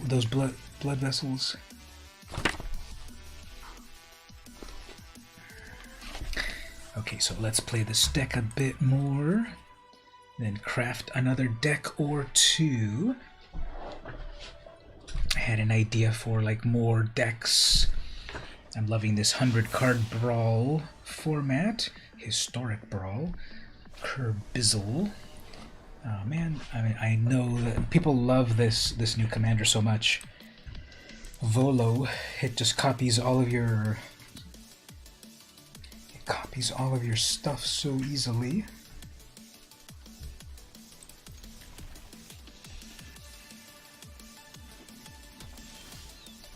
Okay, Evolving Wilds. The main reason for Evolving Wilds is to go to tutor into one of my many, many beautiful swamps.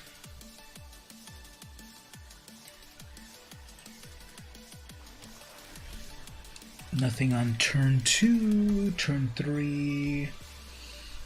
Prophecy to scry. Let's see, are they going to play a Mana Dork turn 2? Nothing. Okay, they might have a draw spell or a counter spell. I'm going to hold off on that short sword so that I can untap Traxos. Passing with 3 blue open mana. Okay. What would I rather lose? That Prophecy or that Scanner? I guess the Scanner.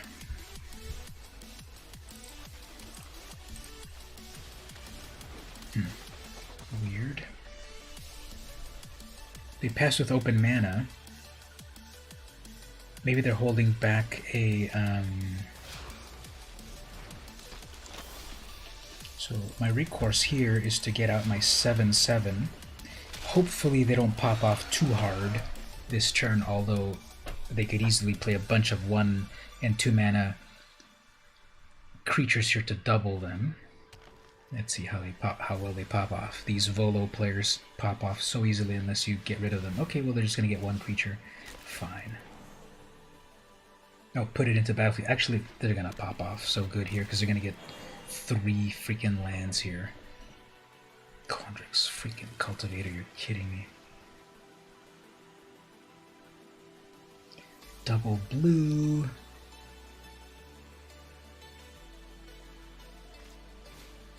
And their own Scanner. They're gonna get 2 of those. I'm telling you, this freaking deck. I don't know. This is one of the commanders that I feel as soon as I see it, like, why do I waste my time? Thassa is one, why do I waste my time with Thassa? And Heliod, why do I waste my time? And I'm really starting to add Volo as one of the why do I waste my time.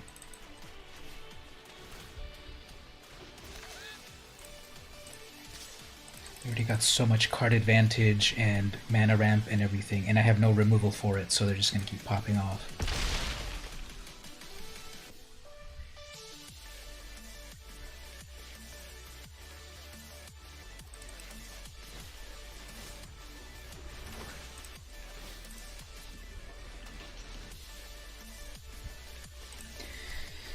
Okay, let's see what the damage will be here.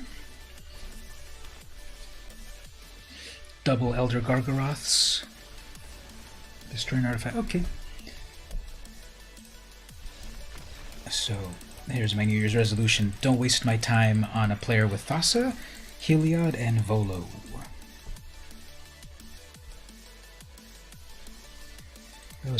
I think those are the commanders that are the most CEDH. Crafting those decks, I guess Golos can be pretty CEDH. And I'm also playing a deck that is not interactive at all. I'm just trying to do my thing with Traxos, but these matchups haven't been that great.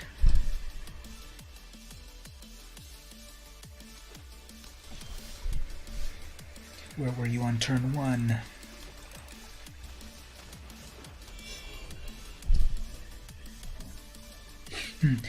Maybe I should have put out the treasure map first, because then that'll let me scry.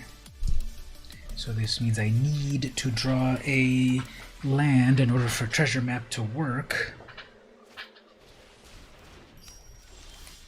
Which I didn't. Amazing.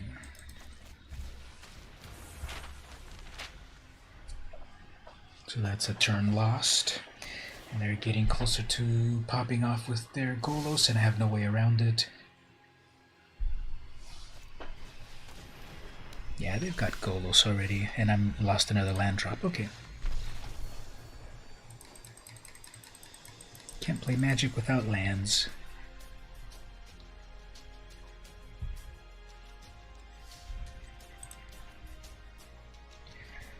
Let's try Zakama for a moment. Let's see if we can get some big dinos going on. And then after that, we'll switch over to our other snack chat. Got another snack. Alright, so mono red dice rolling is the name of the game with this opponent. Have naturalize and revoke if they have artifacts and enchantments. Okay, turn 1 Evolving Wilds, go get a green. And then we'll see if we draw another land, and if not, next turn, Fabled Passage. Okay. So I got 2 of the 3 fetch lands in my deck.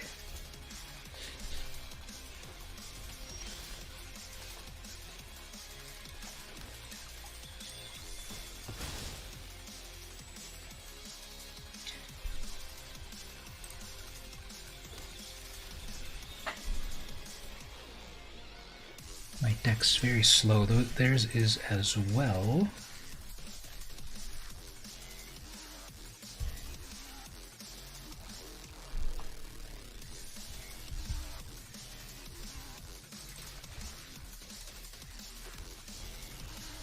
But they still managed to get, with no interaction on their side, they managed to get to their 4th mana. Oh, I guess not. Missed the land drop there. Okay. 4 mana for me. What can I do with 4 mana? Ripjaw Raptor.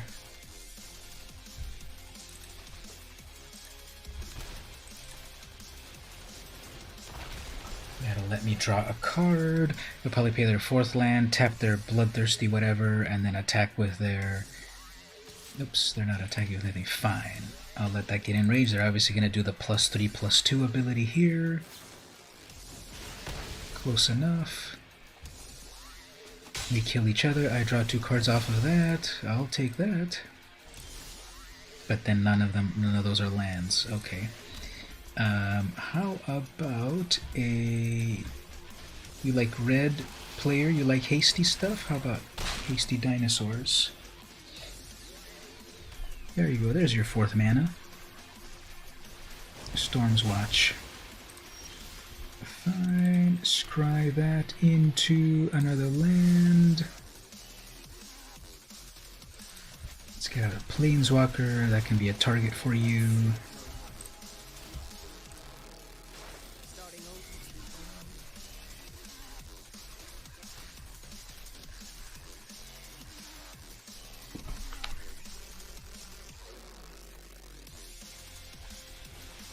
Torbrand, do not want. How about a 7/7?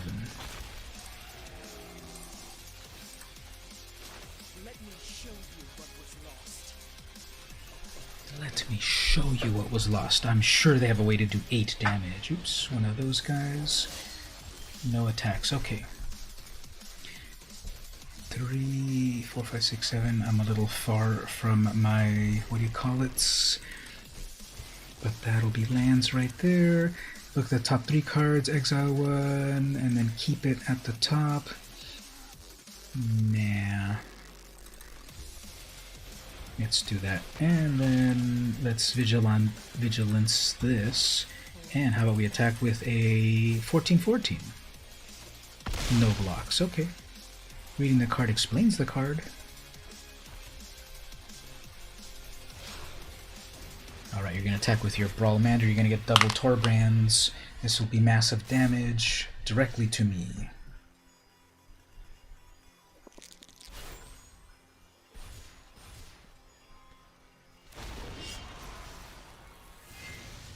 That's a lot of Torbrands. Alright, so this is lethal, right? If I don't block things. Right, I have to block everything because it's lethal.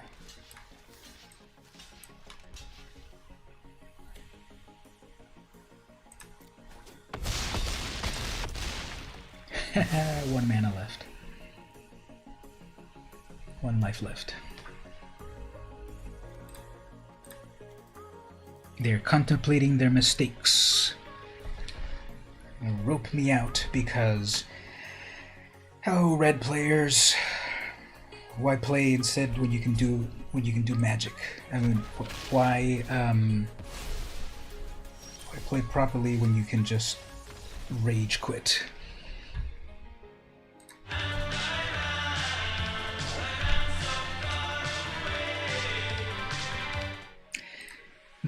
They assumed having double Torbrands was going to be game over. It was, but then I blocked and I lived. So when you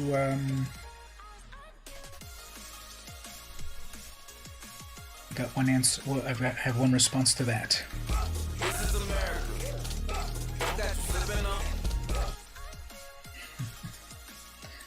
Thank you. All right, so we never summoned Zakama, but we still got our dinosaurs doing their thing, so let's play a little bit more dinosaur action.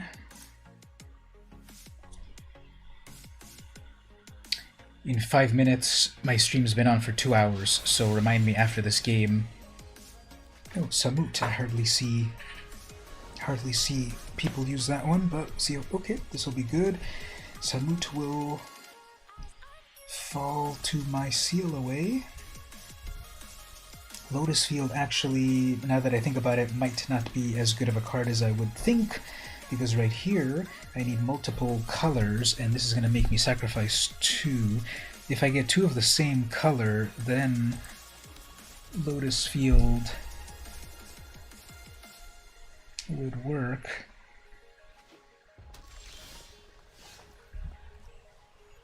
Double white. Yeah, that'll work. So we'll do double white on that. Lotus Field next turn. Double strike, vigilance, haste, and flash. Pretty good.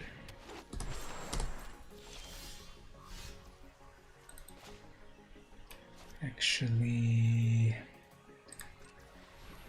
let's use the mana. I always forget to do this.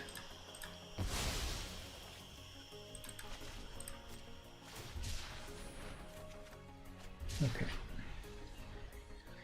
So then red. Oh man. Got the haste action going on here. I'm not going to be able to seal it away. 3, 4, 5 mana for that.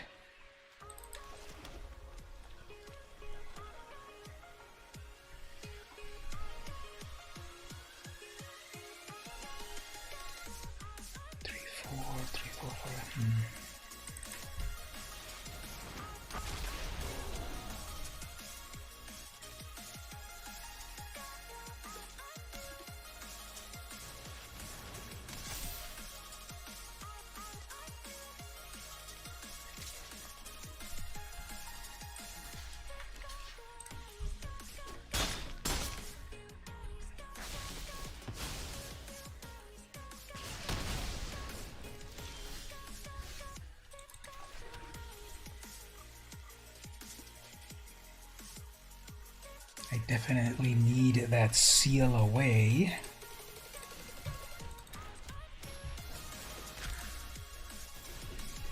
Let's see if they Samut plus haste.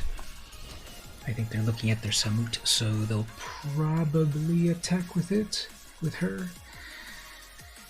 Yep, okay. Bring it on. Double strike.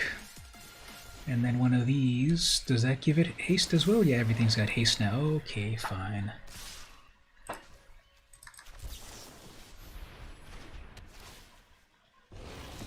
And she's got vigilance. Great. Do I have enough mana for Zakama yet? Zatalpa. I don't have. Is it enough for Zatalpa? Not yet. Great. Okay, well, that's game over. They just. I had too many big dinosaurs, and then they had too many little things, plus doubling their mana with Mirari's Wake, so they outgruled me. They were a little too fast for me. Okay, so like I said, I'm going to do a little pause here, one more pause. I'm going to get the next snack. We'll be back after the break, do another snack chat, do some more playing. I'm surprised Mark isn't here, and Jack and everyone, but everyone that is here, thanks for being here. Tell me your favorite pizza topping, and I'll be back in a moment.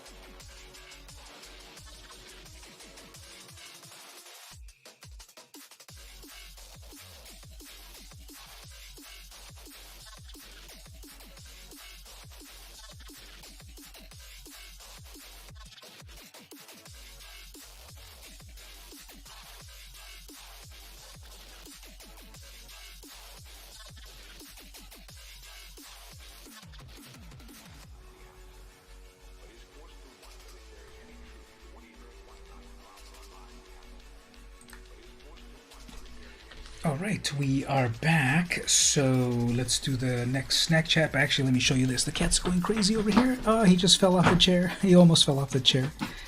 He's falling off the chair. He flipped around on the chair and he almost fell off.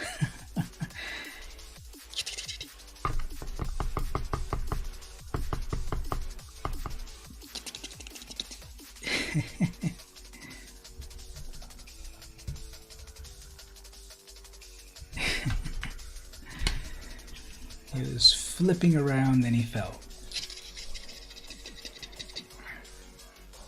Okay, so here's the snack chat. The next snack chat right here. This is Mackies of Scotland. Honeycomb milk chocolate with honeycomb pieces. So it is 41 or 31% cacao solids. Let me lock the focus here so we can examine the package.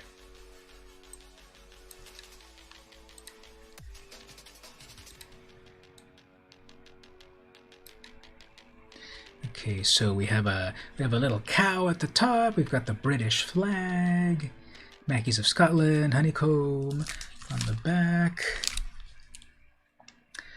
Easy open and reseal a deliciously smooth and creamy milk chocolate with small, crunchy honeycomb pieces. Find out more at mackies.co.uk. Suitable for vegetarians. Contains no artificial colors or flavorings. Non-GMO. Store in a dry place. Any other fun stuff in the package over here? 120 grams. Best before whatever. World-class indulgence from a family farm in Scotland. Other fun. I always like reading this stuff. I don't know if everyone else does, but I like this info.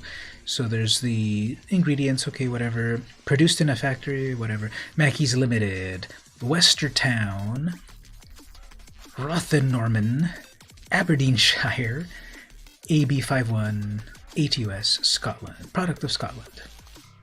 This is just so British, isn't it? These names. Westertown, Rothennorman, Aberdeenshire. I've heard of Aberdeen. There's an Aberdeen, Scotland. There's an Aberdeen in Washington, where Nirvana is from. But now there's an Aberdeenshire?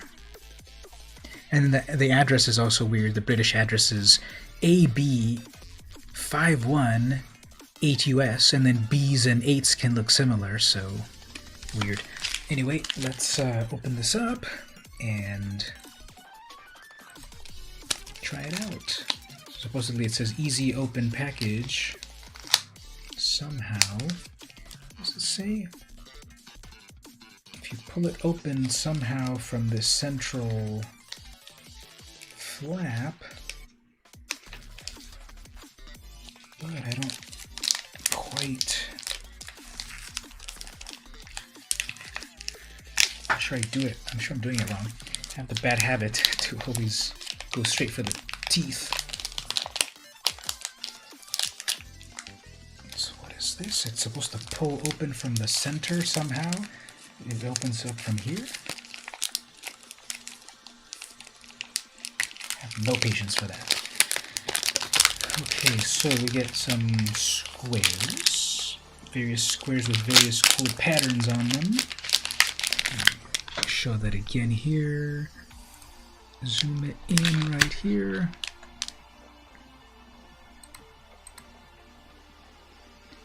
So we've got the cows a little bit melted over there. It spells Mackies.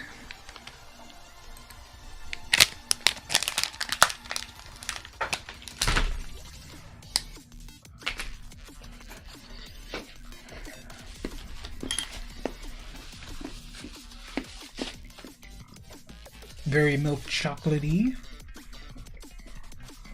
The crunch of the honeycomb is definitely there.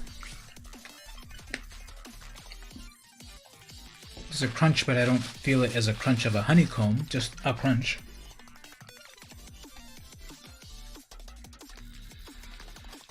It's a nice chocolate flavor.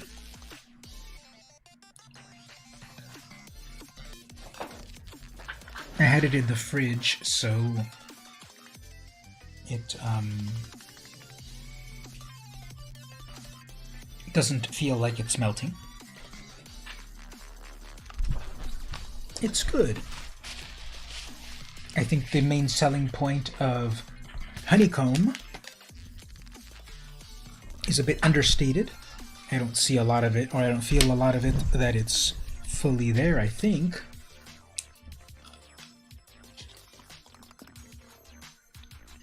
When you feel a piece of honeycomb, it's definitely there, you definitely feel it. Tasting it, though, maybe I'm not used to eating a lot of honeycomb, so I can feel it when I eat it, but I don't get a big flavor out of it. But it's a very good. It's chocolate's almost always good. What about all of you? What different? Do you like chocolate? Certain chocolates more than others? Maybe white chocolate, dark chocolate.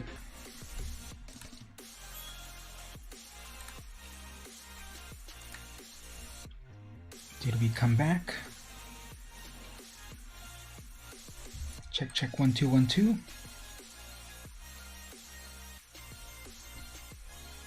I think it came back. I think it came back if you're still there. If you're still there, let me know. I think YouTube is still there. We had a crash. I think it's back on Twitch as well.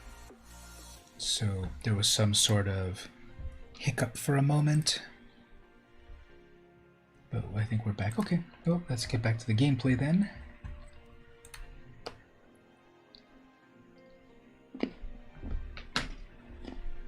Play with this Zakama deck a bit more.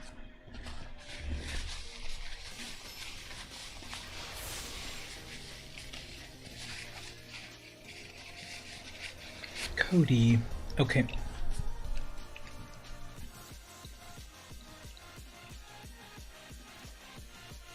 Well, I have plenty of removal. Plus a Scry land to get to that 4th mana.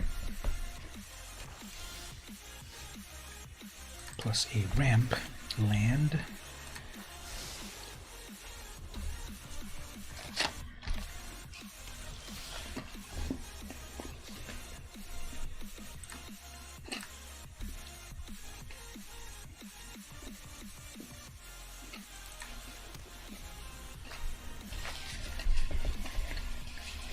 No, they went into Cody right away, and I don't have any removal.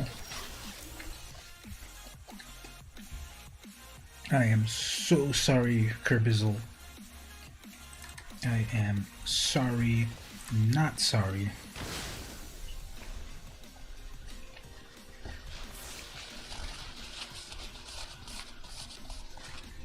Their dreams ruined. And then they missed a land drop. Tragic.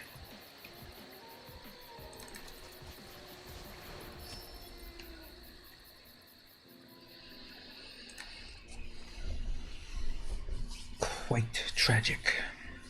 And they missed another land drop. Whoops. Well, I guess they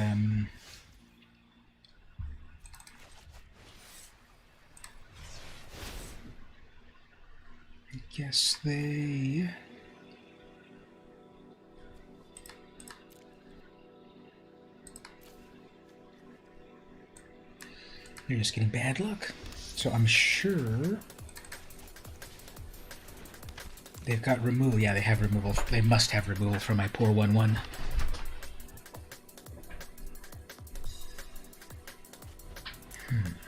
Okay.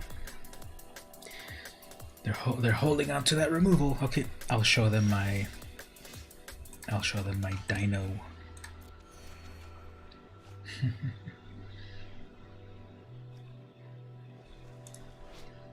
Sacrifice this and go get a dinosaur into my hand. I'll do that later. I'm sure they'll kill that dinosaur.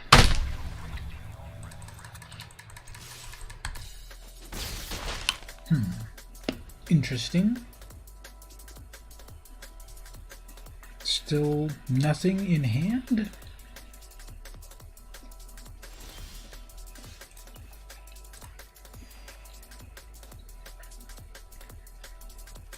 Now I'm missing my land drops.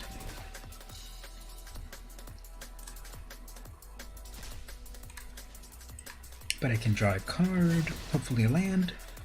There's a land.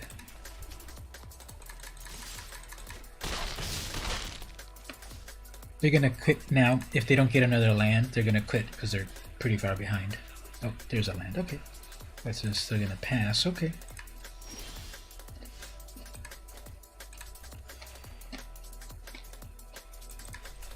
That's a 7/7 with haste. It just cost me a dinosaur. So, sorry opponent, that was probably your worst nightmare because they got to go first. They summoned Cody, which is only 3 mana, and then they could make 1,000,000 mana out of that. Although they were missing, maybe it still wouldn't have worked out because you have to pay 4 mana and it would give you back 5 mana.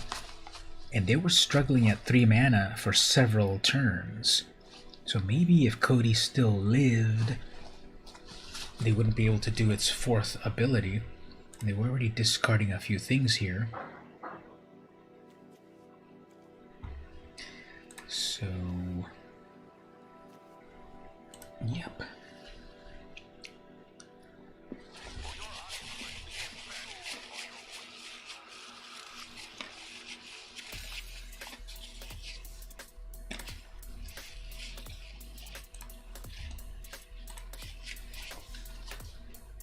Let's play this Ulamog deck.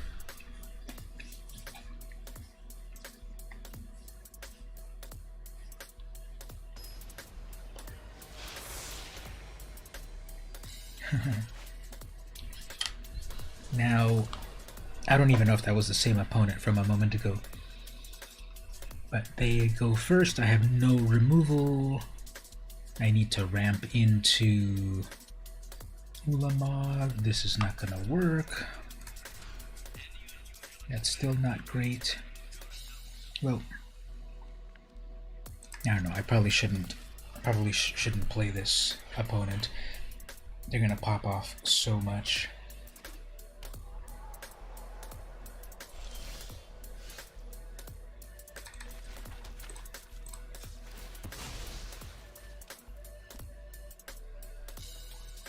Sometimes it's just a bad matchup. I don't think this is a good matchup, especially with this mulligan that still didn't get me anything good. This deck is full of efficient 2 mana, 3 mana ramp, but the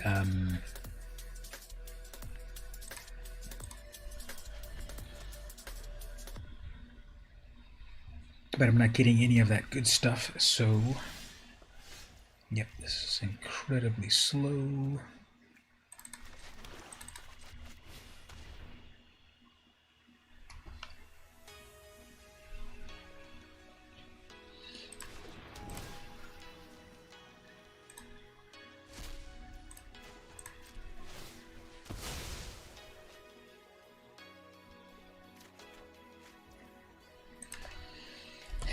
Well, hopefully I get my 3rd mana. If I get my 3rd untapped mana, I can play that Mana Rock. Because they're already playing Cody.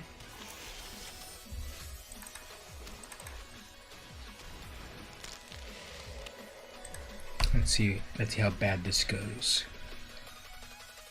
Yep, they got their 4th land right there. They tap that, get 5 mana out of it.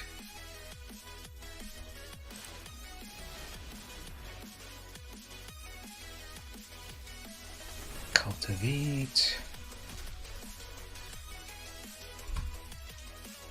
And Alia promised that that's worthless. You can't really, well, I guess you can play it for 2.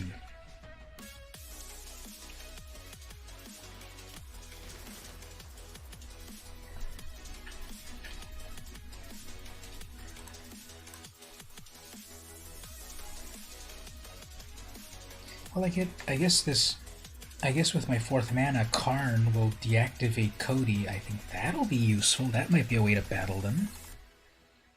They're playing red though, so I'm sure they'll have some direct damage.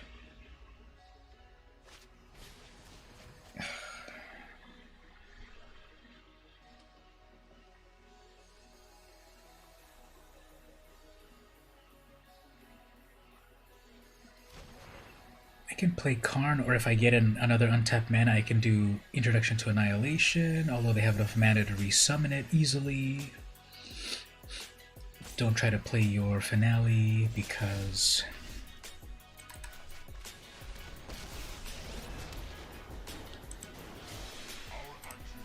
yeah, that's the wrong Karn. Yeah, never mind. This is just not a good matchup. It's not a good matchup. That's a waste of time. I can get a sense of how things would play without playing too much, because I've played it. I've played plenty of times. Okay, play this deck for a moment, and then maybe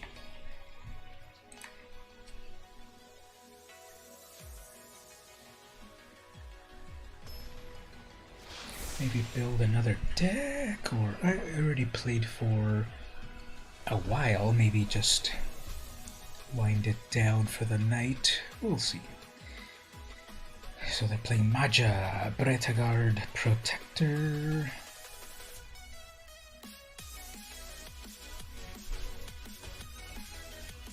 Evolving Wilds, Snow-Covered Swamp, Soul Guide Lantern.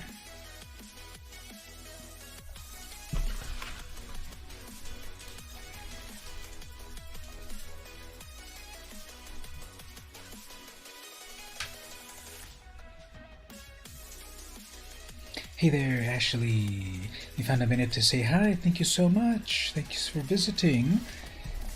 I and the stream and the Cracker Pack, when I opened up Minsk, and Boo, his hamster, say hello. Have you been playing the 100 card historic Brawl? It is so cool and fun. I recommend it. And how are you yourself?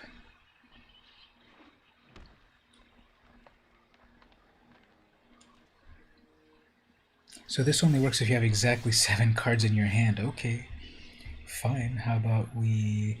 well, one thing that I could do is Agonizing Remorse. But I think it'll be better to ramp.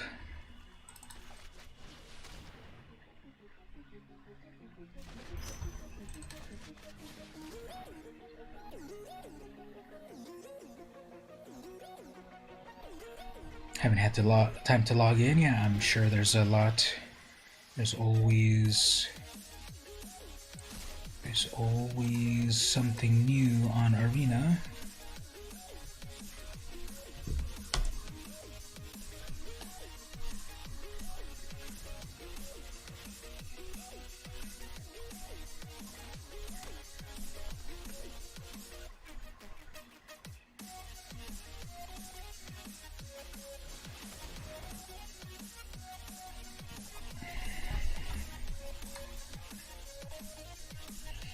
Alright, so 3rd mana for me. Okay, I have 4 mana in total. What can I do with 4 mana? I guess Agonizing Remorse and Crack my Lantern.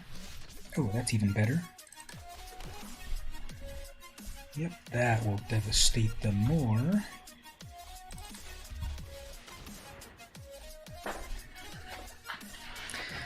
You're on 9 of 12 of works, usually busy, can't really complain, really have to have a job. Mildly happy. Yeah, there's plenty of people that have jobs that are the quite opposite of that, where it would be mildly unhappy or extremely unhappy. So that is very good. 3, 4, 5. They're never gonna get their Biblioplex to work. That's a pipe dream. But they have Maja. Can we...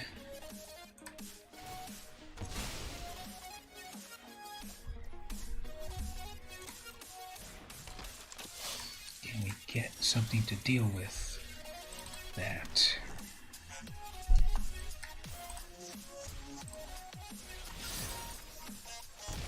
Cold Steel Heart or Agonizing Remorse.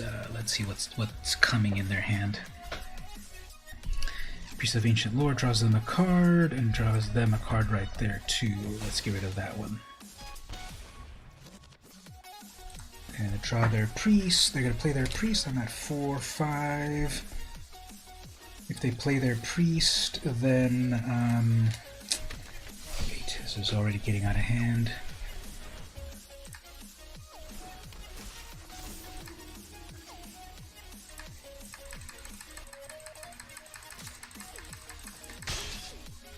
But the Brawl Fest is it's 100 cards. It's a 100 card deck instead of a you're going to sacrifice their 2 worthless creatures. They're going to keep Maja and then keep making other creatures. Hopefully that... Anyway, it's 100 cards, and it's... This is just so autopilot. Play a freaking land and make a freaking creature. And then Azusa, don't tell me they're going to play another land off of that. Nope. Anyway, it's 100 cards. You have a commander in the command zone, and then it's like Commander. Are you very familiar with Commander?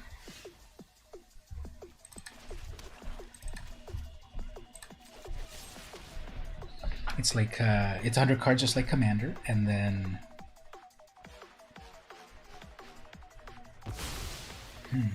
interesting. Yeah, so it's Commander, but with historic card pool instead of the full power of... Don't tell me they're going to play double lands here. That's one land. Just one land, okay. I need... Where's my freaking removal?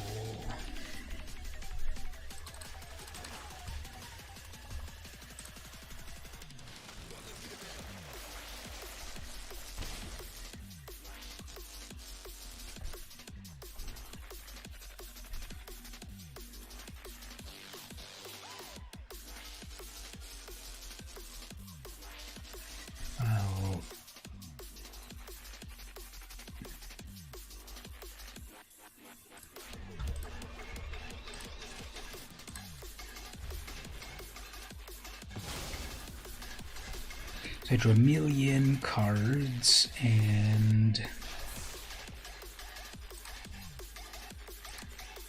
discard 33 cards. So I would love it to press a button here for it to automatically do it, for just throw away 33 cards from me. I don't even care, just do it. But I'm gonna run out of time before I even select 33 cards. So let's see if we can get this done. Okay, snow-covered land, Liliana's Triumph, another land, Memory Leak, Crushing Disappointment, another land, draw a card, land, Coveted Prize, land. Let's see if it does it for me. Come on, do it for me. Just toss 33 for me. Oh, okay, fine. Land.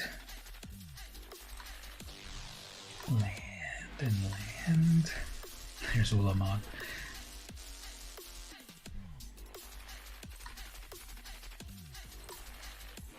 How many is this? It doesn't even tell me. This is 22 so far. Hilarious. Just do it for me, Arena. Toss them for me. Another timeout used. Okay, don't tell me I'm going to lose the game because I can't pick, because it can't auto throw them away from me.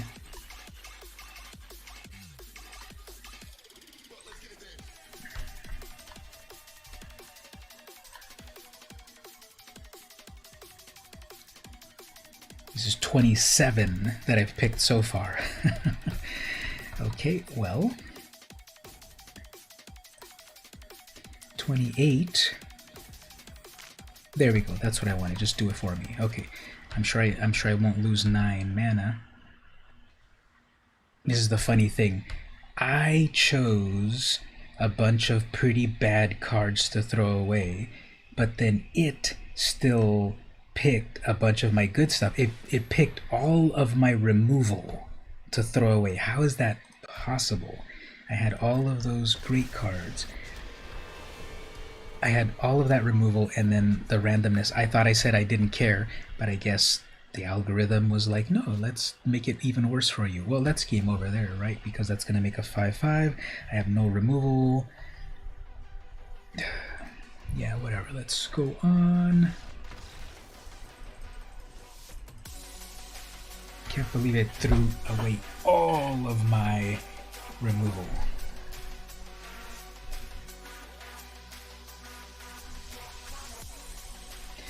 Well, let's go on to the next one. So here's one of the questions of the day. So this is a funny. This question is like very artistic, and I'll ask it here, and then I'll translate it into what it really means. So the question is, how many stamps are in your passport? So that's a very fancy way of it asking how many countries have you traveled to? That's the question. How many countries have you traveled to? Don't tell me it's the turn 1 Al seed. Nope, it's probably the turn 1 gain life thing. To how many countries have you traveled to? That's the question. 2 mana, they'll bring out their 2 mana commander. 1. Now that's a trick question. You can't count the US because you haven't traveled to the US. You live in the US. Yep, that's exactly...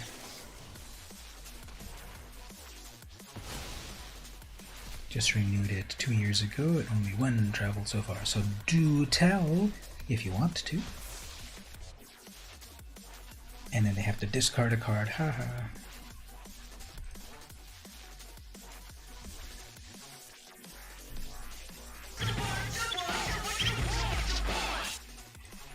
The opponent cannot make the ultimate decision of what card to drop.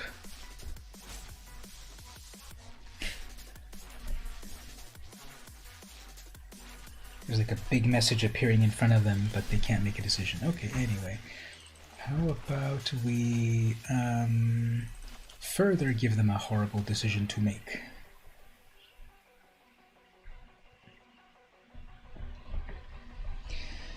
Such a mean card. Target opponent discards 2 cards. Mills 1 card. That's so mean that they can't even take it.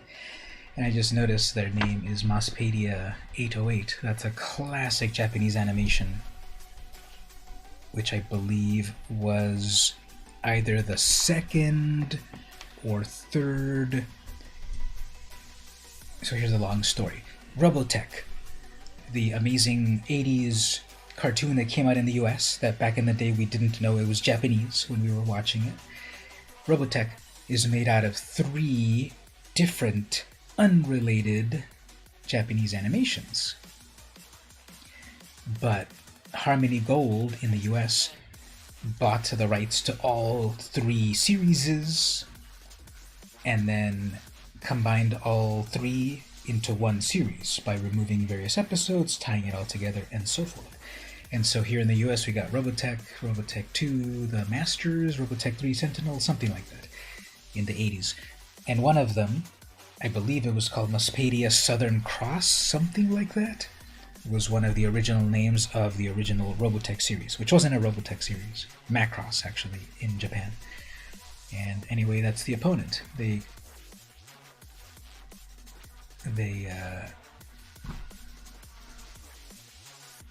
was the opponent right there.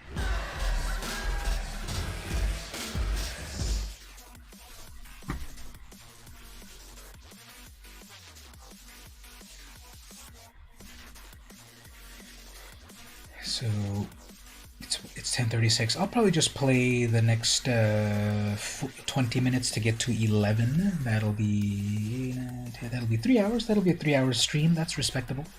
So I'll play a few more games here for the final stream over here. People, I'm seeing over and over, people are loving that Xana, what's it called again? Xanathar.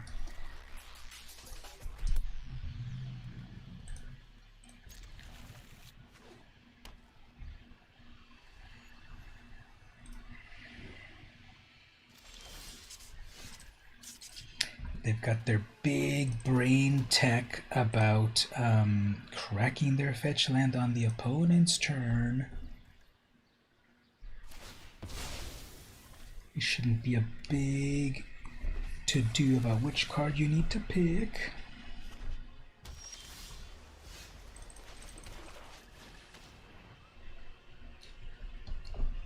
Counterspelling Vicious Rumors, fine.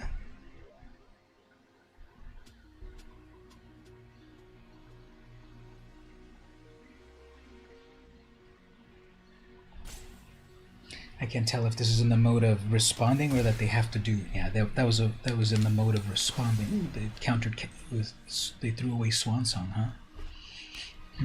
Interesting. Why would they throw Swan Song away?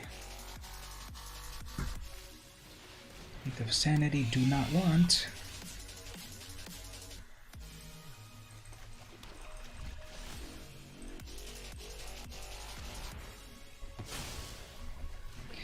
Don't try to steal my cards, they're too amazing. That's why they're in my deck. So, Nyx Lotus, that wastes a turn. Okay, so how do we want to be mean to them? Do we want discard 2, mill, and lose a life? Or do we want discard 2 and mill their graveyard because they might bring stuff back? Yeah, let's do this one first. Let's get rid of that out of their graveyard.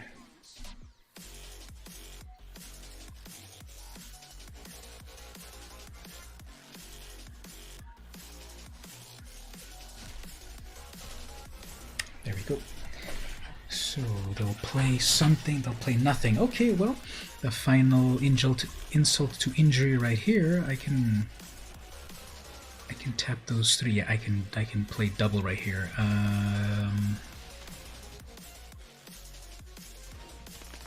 Yep, and then finish that off there. If they counterspell that, well, they have 1 less counterspell.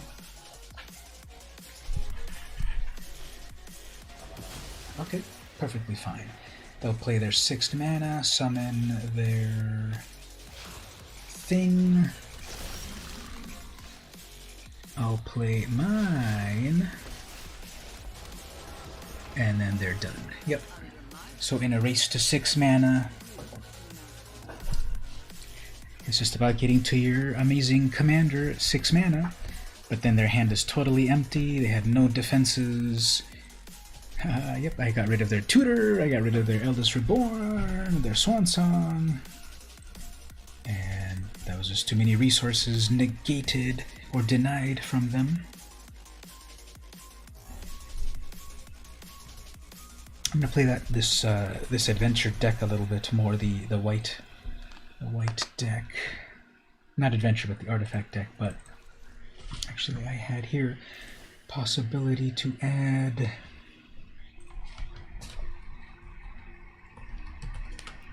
Jeru's Resolve to untap my creature. Wings of the Cosmos.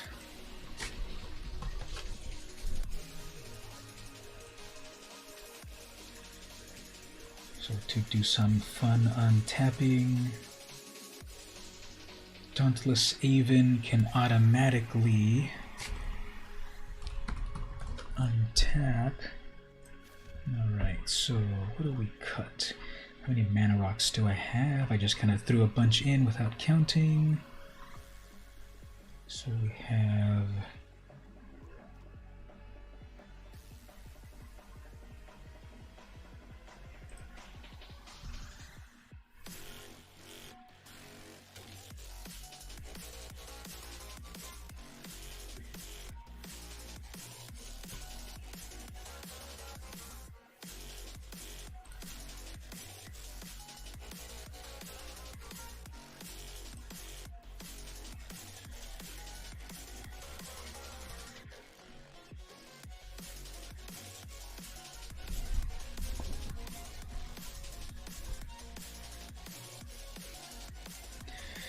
Just need to remove one card and then we'll play the deck a bit.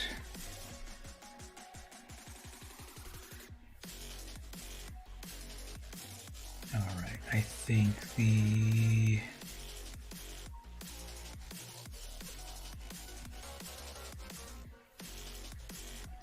Chalice. There you go. So let's give a try here. On this deck, it's just kind of a mono artifact dirtling around sort of thing. Play some artifacts, swap them out for other things.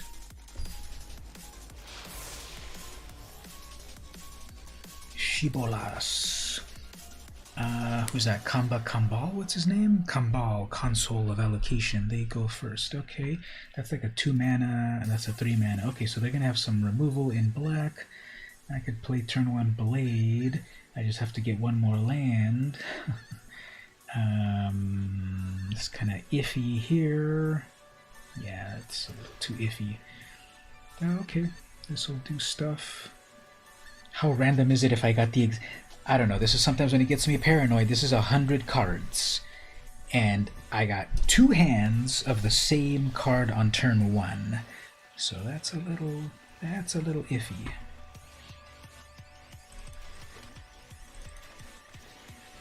If they're playing black, I'm sure they're going to have removal, so should I play my Oswald? They're looking at my artifact. Will they destroy it? I can live with that. And then they're passing. So this is black and white. So they're going to have removal. This will at least get me one land, one card.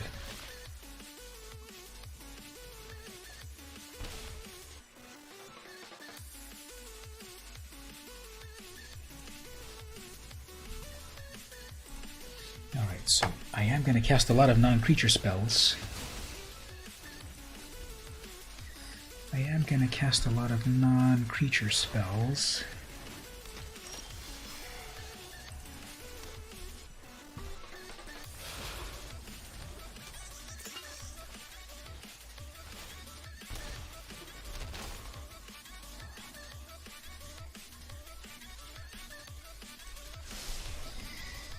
This will probably be a little bit difficult. This opponent, I don't think I'm gonna have my commander live very easily.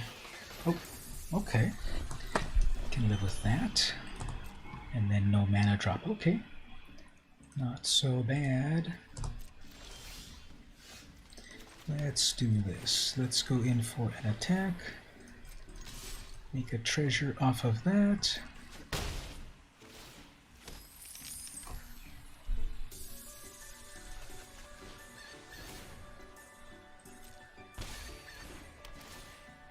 Draw a card off of that.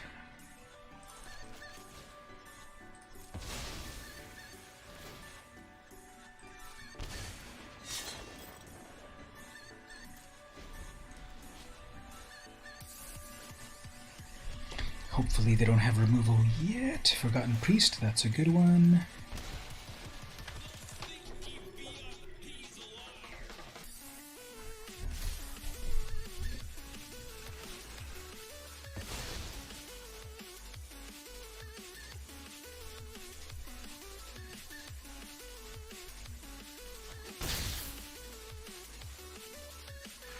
Double white.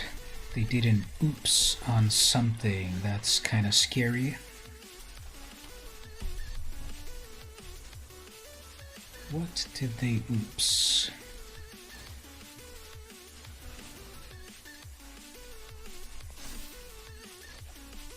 We'll put away that Doomscar for a moment.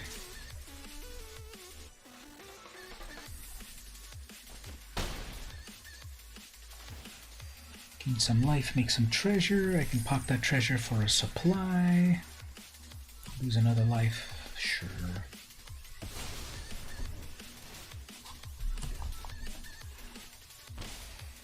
Now one thing I need to remember to do is that Sentinel Totem can be used at the right time to exile their graveyard. So I have to be careful about it. Did they finally get their third land? There's their third land. Single black. They might have like some double black removal.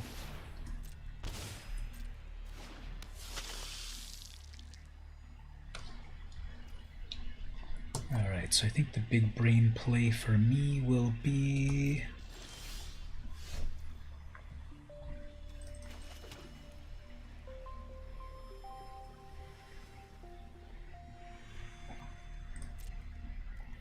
attack, gain some life back.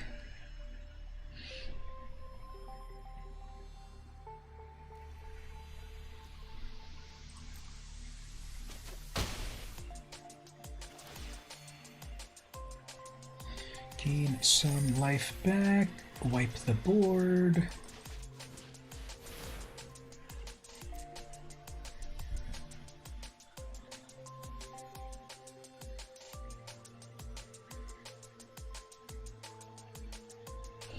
Priest won't really do much, right? Sacrifice 2 other creatures, any number of target players, each lose 2 life and sacrifice their own creature and add double black. Yeah, on my turn, I don't think that's going to be too valuable. But yeah, we can do that. So let's see what happens. So I lose a little bit more life, lose my own creature, bring it back. They have double black. I don't think they can do anything on their turn with double black. Get rid of that. That's in the graveyard so that it doesn't come back. I can resummon my own commander right away.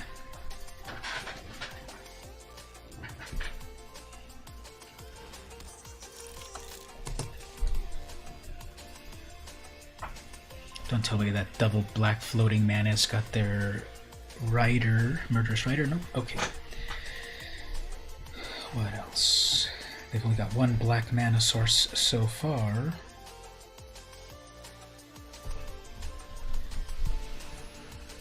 Sure, that might be game over, but I have an answer for it. That's 5 mana.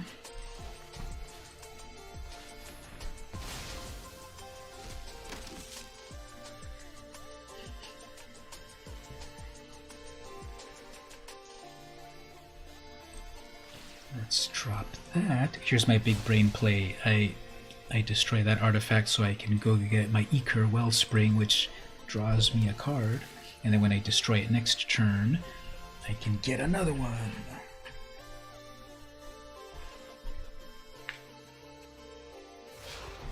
Right, spend all their mana on Kambal. 1 damage. Oop, 2. Alright, so Apparition will get rid of their commander.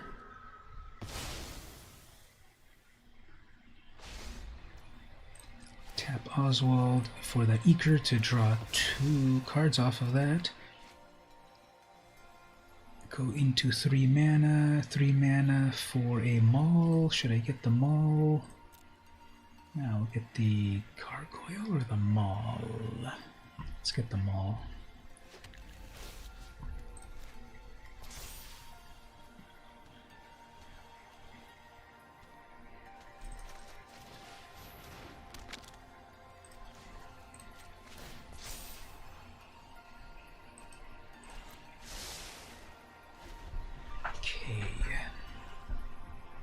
You need 6 mana. There's your 6th mana. Do you want to recast? Nope, they're gonna Deathless Knight.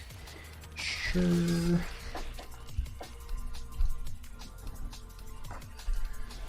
Kaya. It's gonna destroy my Skyclave.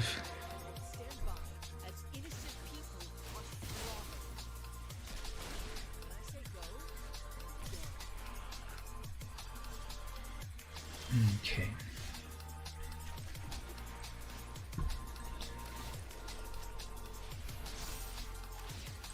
That does give it flying.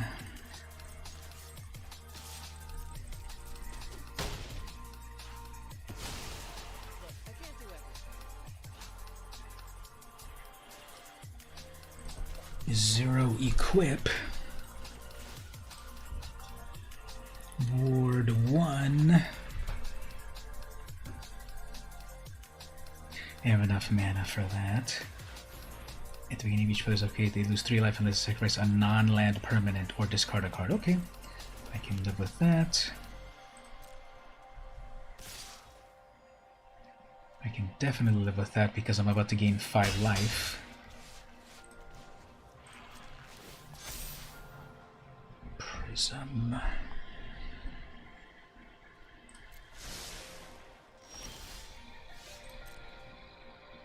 Lose 3 life. 'Tis a pittance.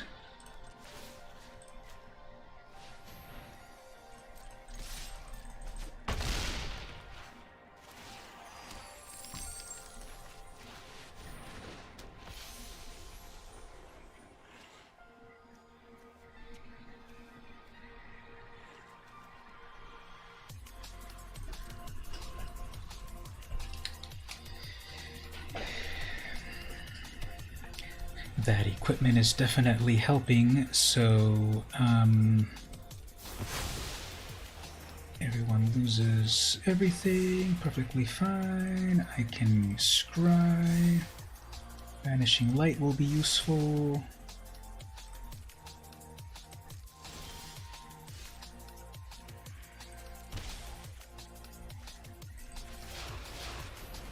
Bring that back, equip my 0-cost thing.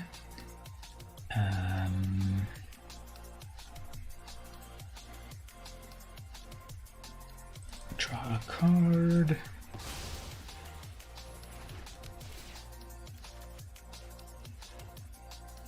And then I'll tome next turn.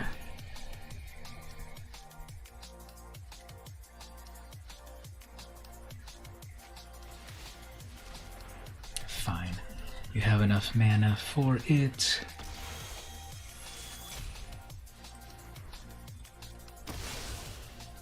They're trying to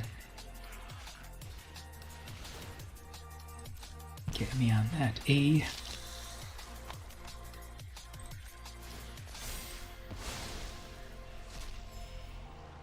Yeah, let's forsake some fun things.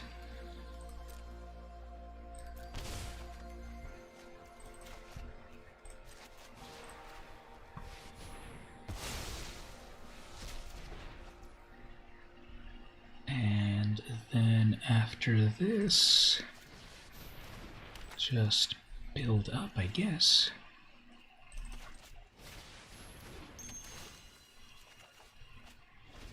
Oh, there's my Dauntless Aveen.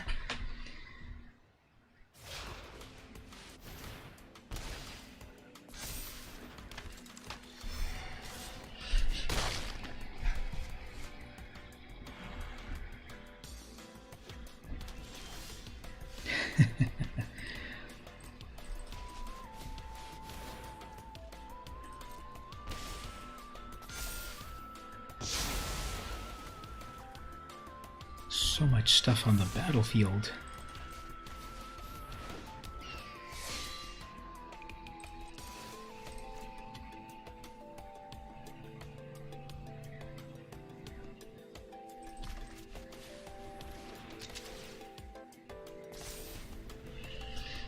Alright, well, they've got 2 cards advantage to me, but that's going to use up all of their mana. What do they have left? Blood Artist, that's not good.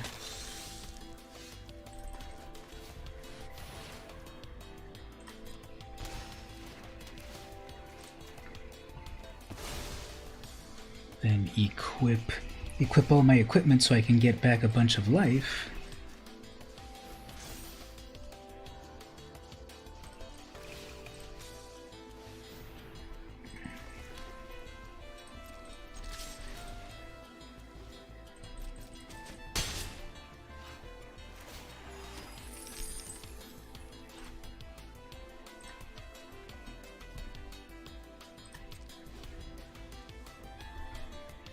Okay, so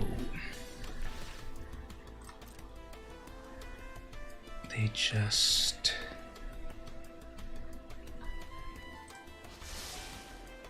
untap target creature you control. Soul Warden, sure.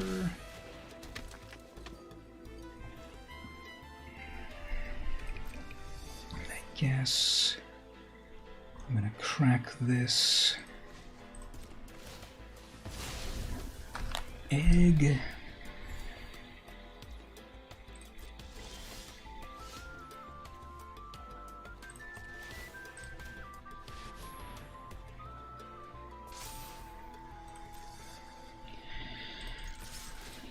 Untap itself.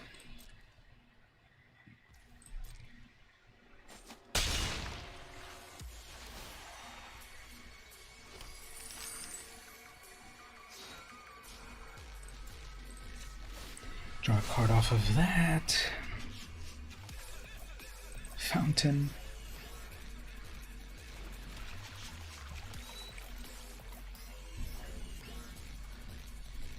So we're both top decking.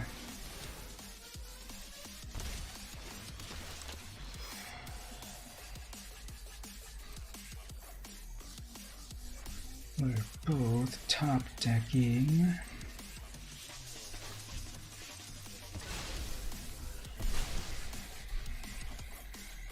Yes.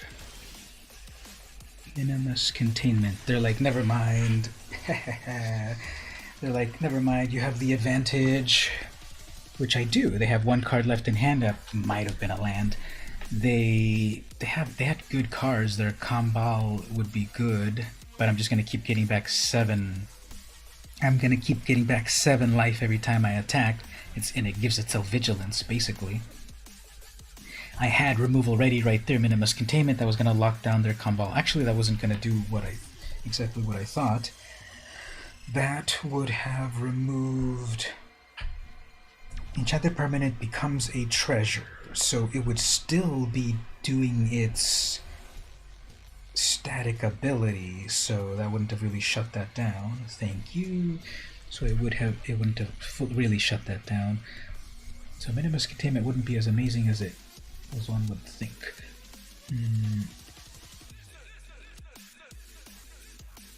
Oh wait, and it loses all abilities.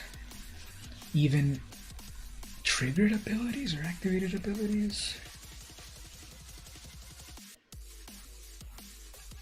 Yeah, that still would have done it. It would have deactivated all abilities, so it would have still deactivated combals, lose 2, gain 2. Yeah, so it does do what I think it does. And then I had more cards in hand, and they thought that would be tricky. So, okay, I think at that point, that's exactly 11 p.m. Pacific time.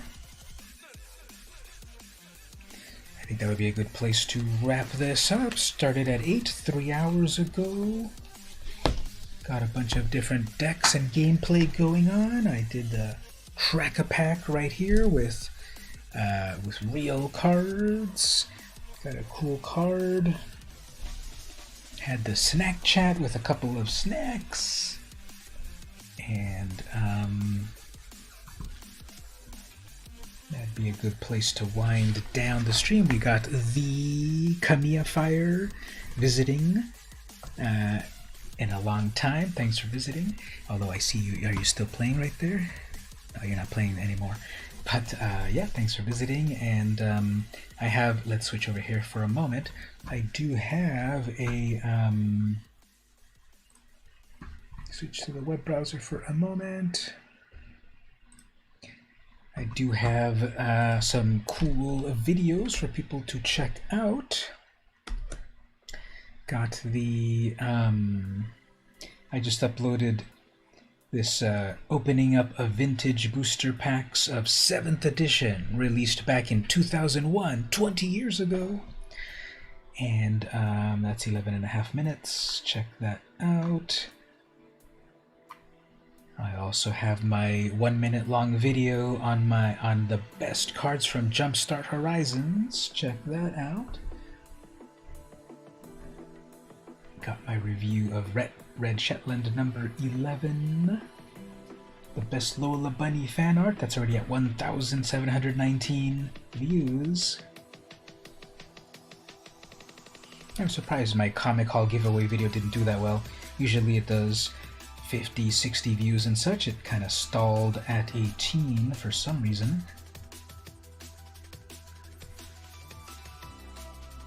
The Sweet Paprika 1-minute mini review. For a moment, it triggered the manual review from the YouTube people because it's kind of a sexy comic, so they had to manually check it, and I saw the note there that they manually checked it, but it was okay for YouTube, actually, because after all, it's just cartoons.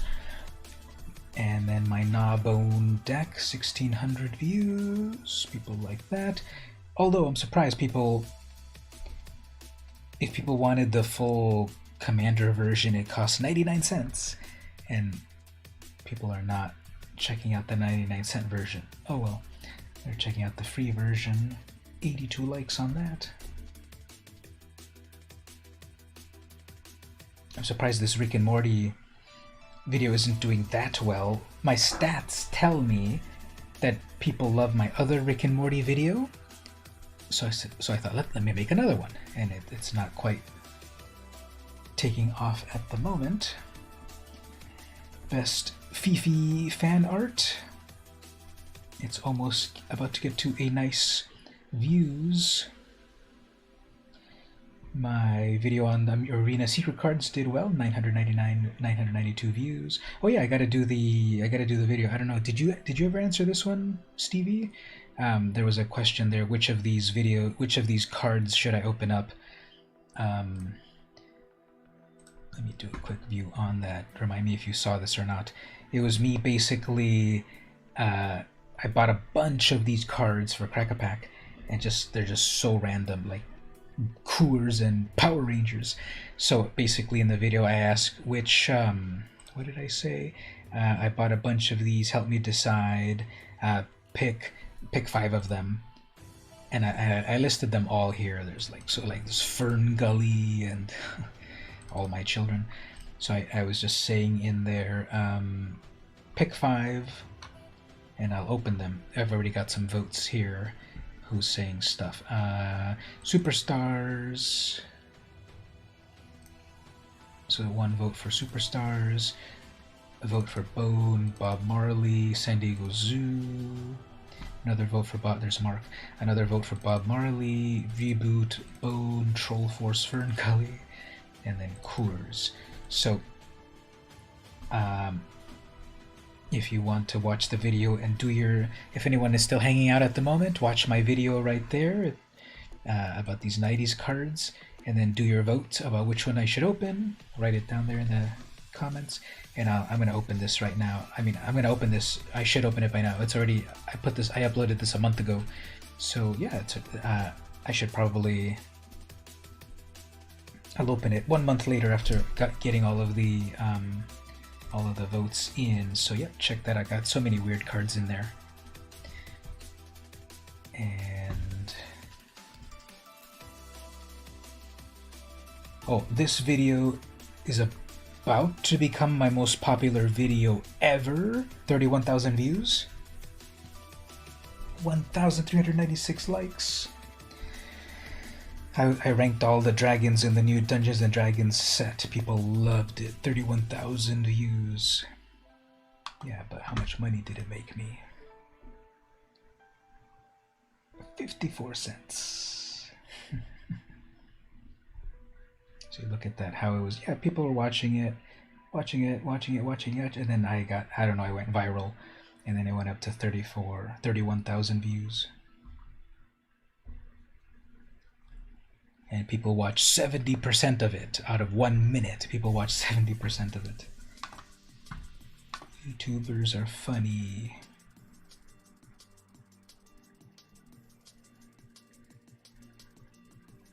Top 5 most valuable cards from that old vintage sets.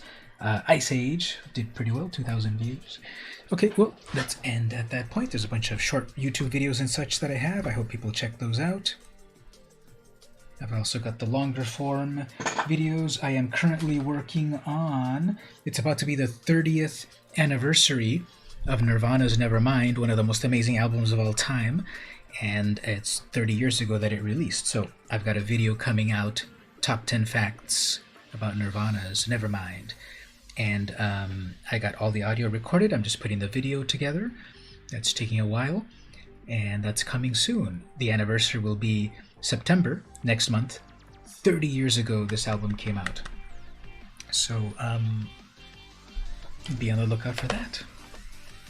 And we'll wrap up with having this Peach Momoko Spider-Gwen cover to go out on. So thanks everyone for coming to hang out. As always, check out the videos that come out on a regular basis. Don't forget to thumbs up, share, like them, all that stuff. We really appreciate it. I'll be back next time for more gameplay, snack chat, cracker packs, all that good stuff, more decks and the like. This has been VM Campos, and I'll see you next time.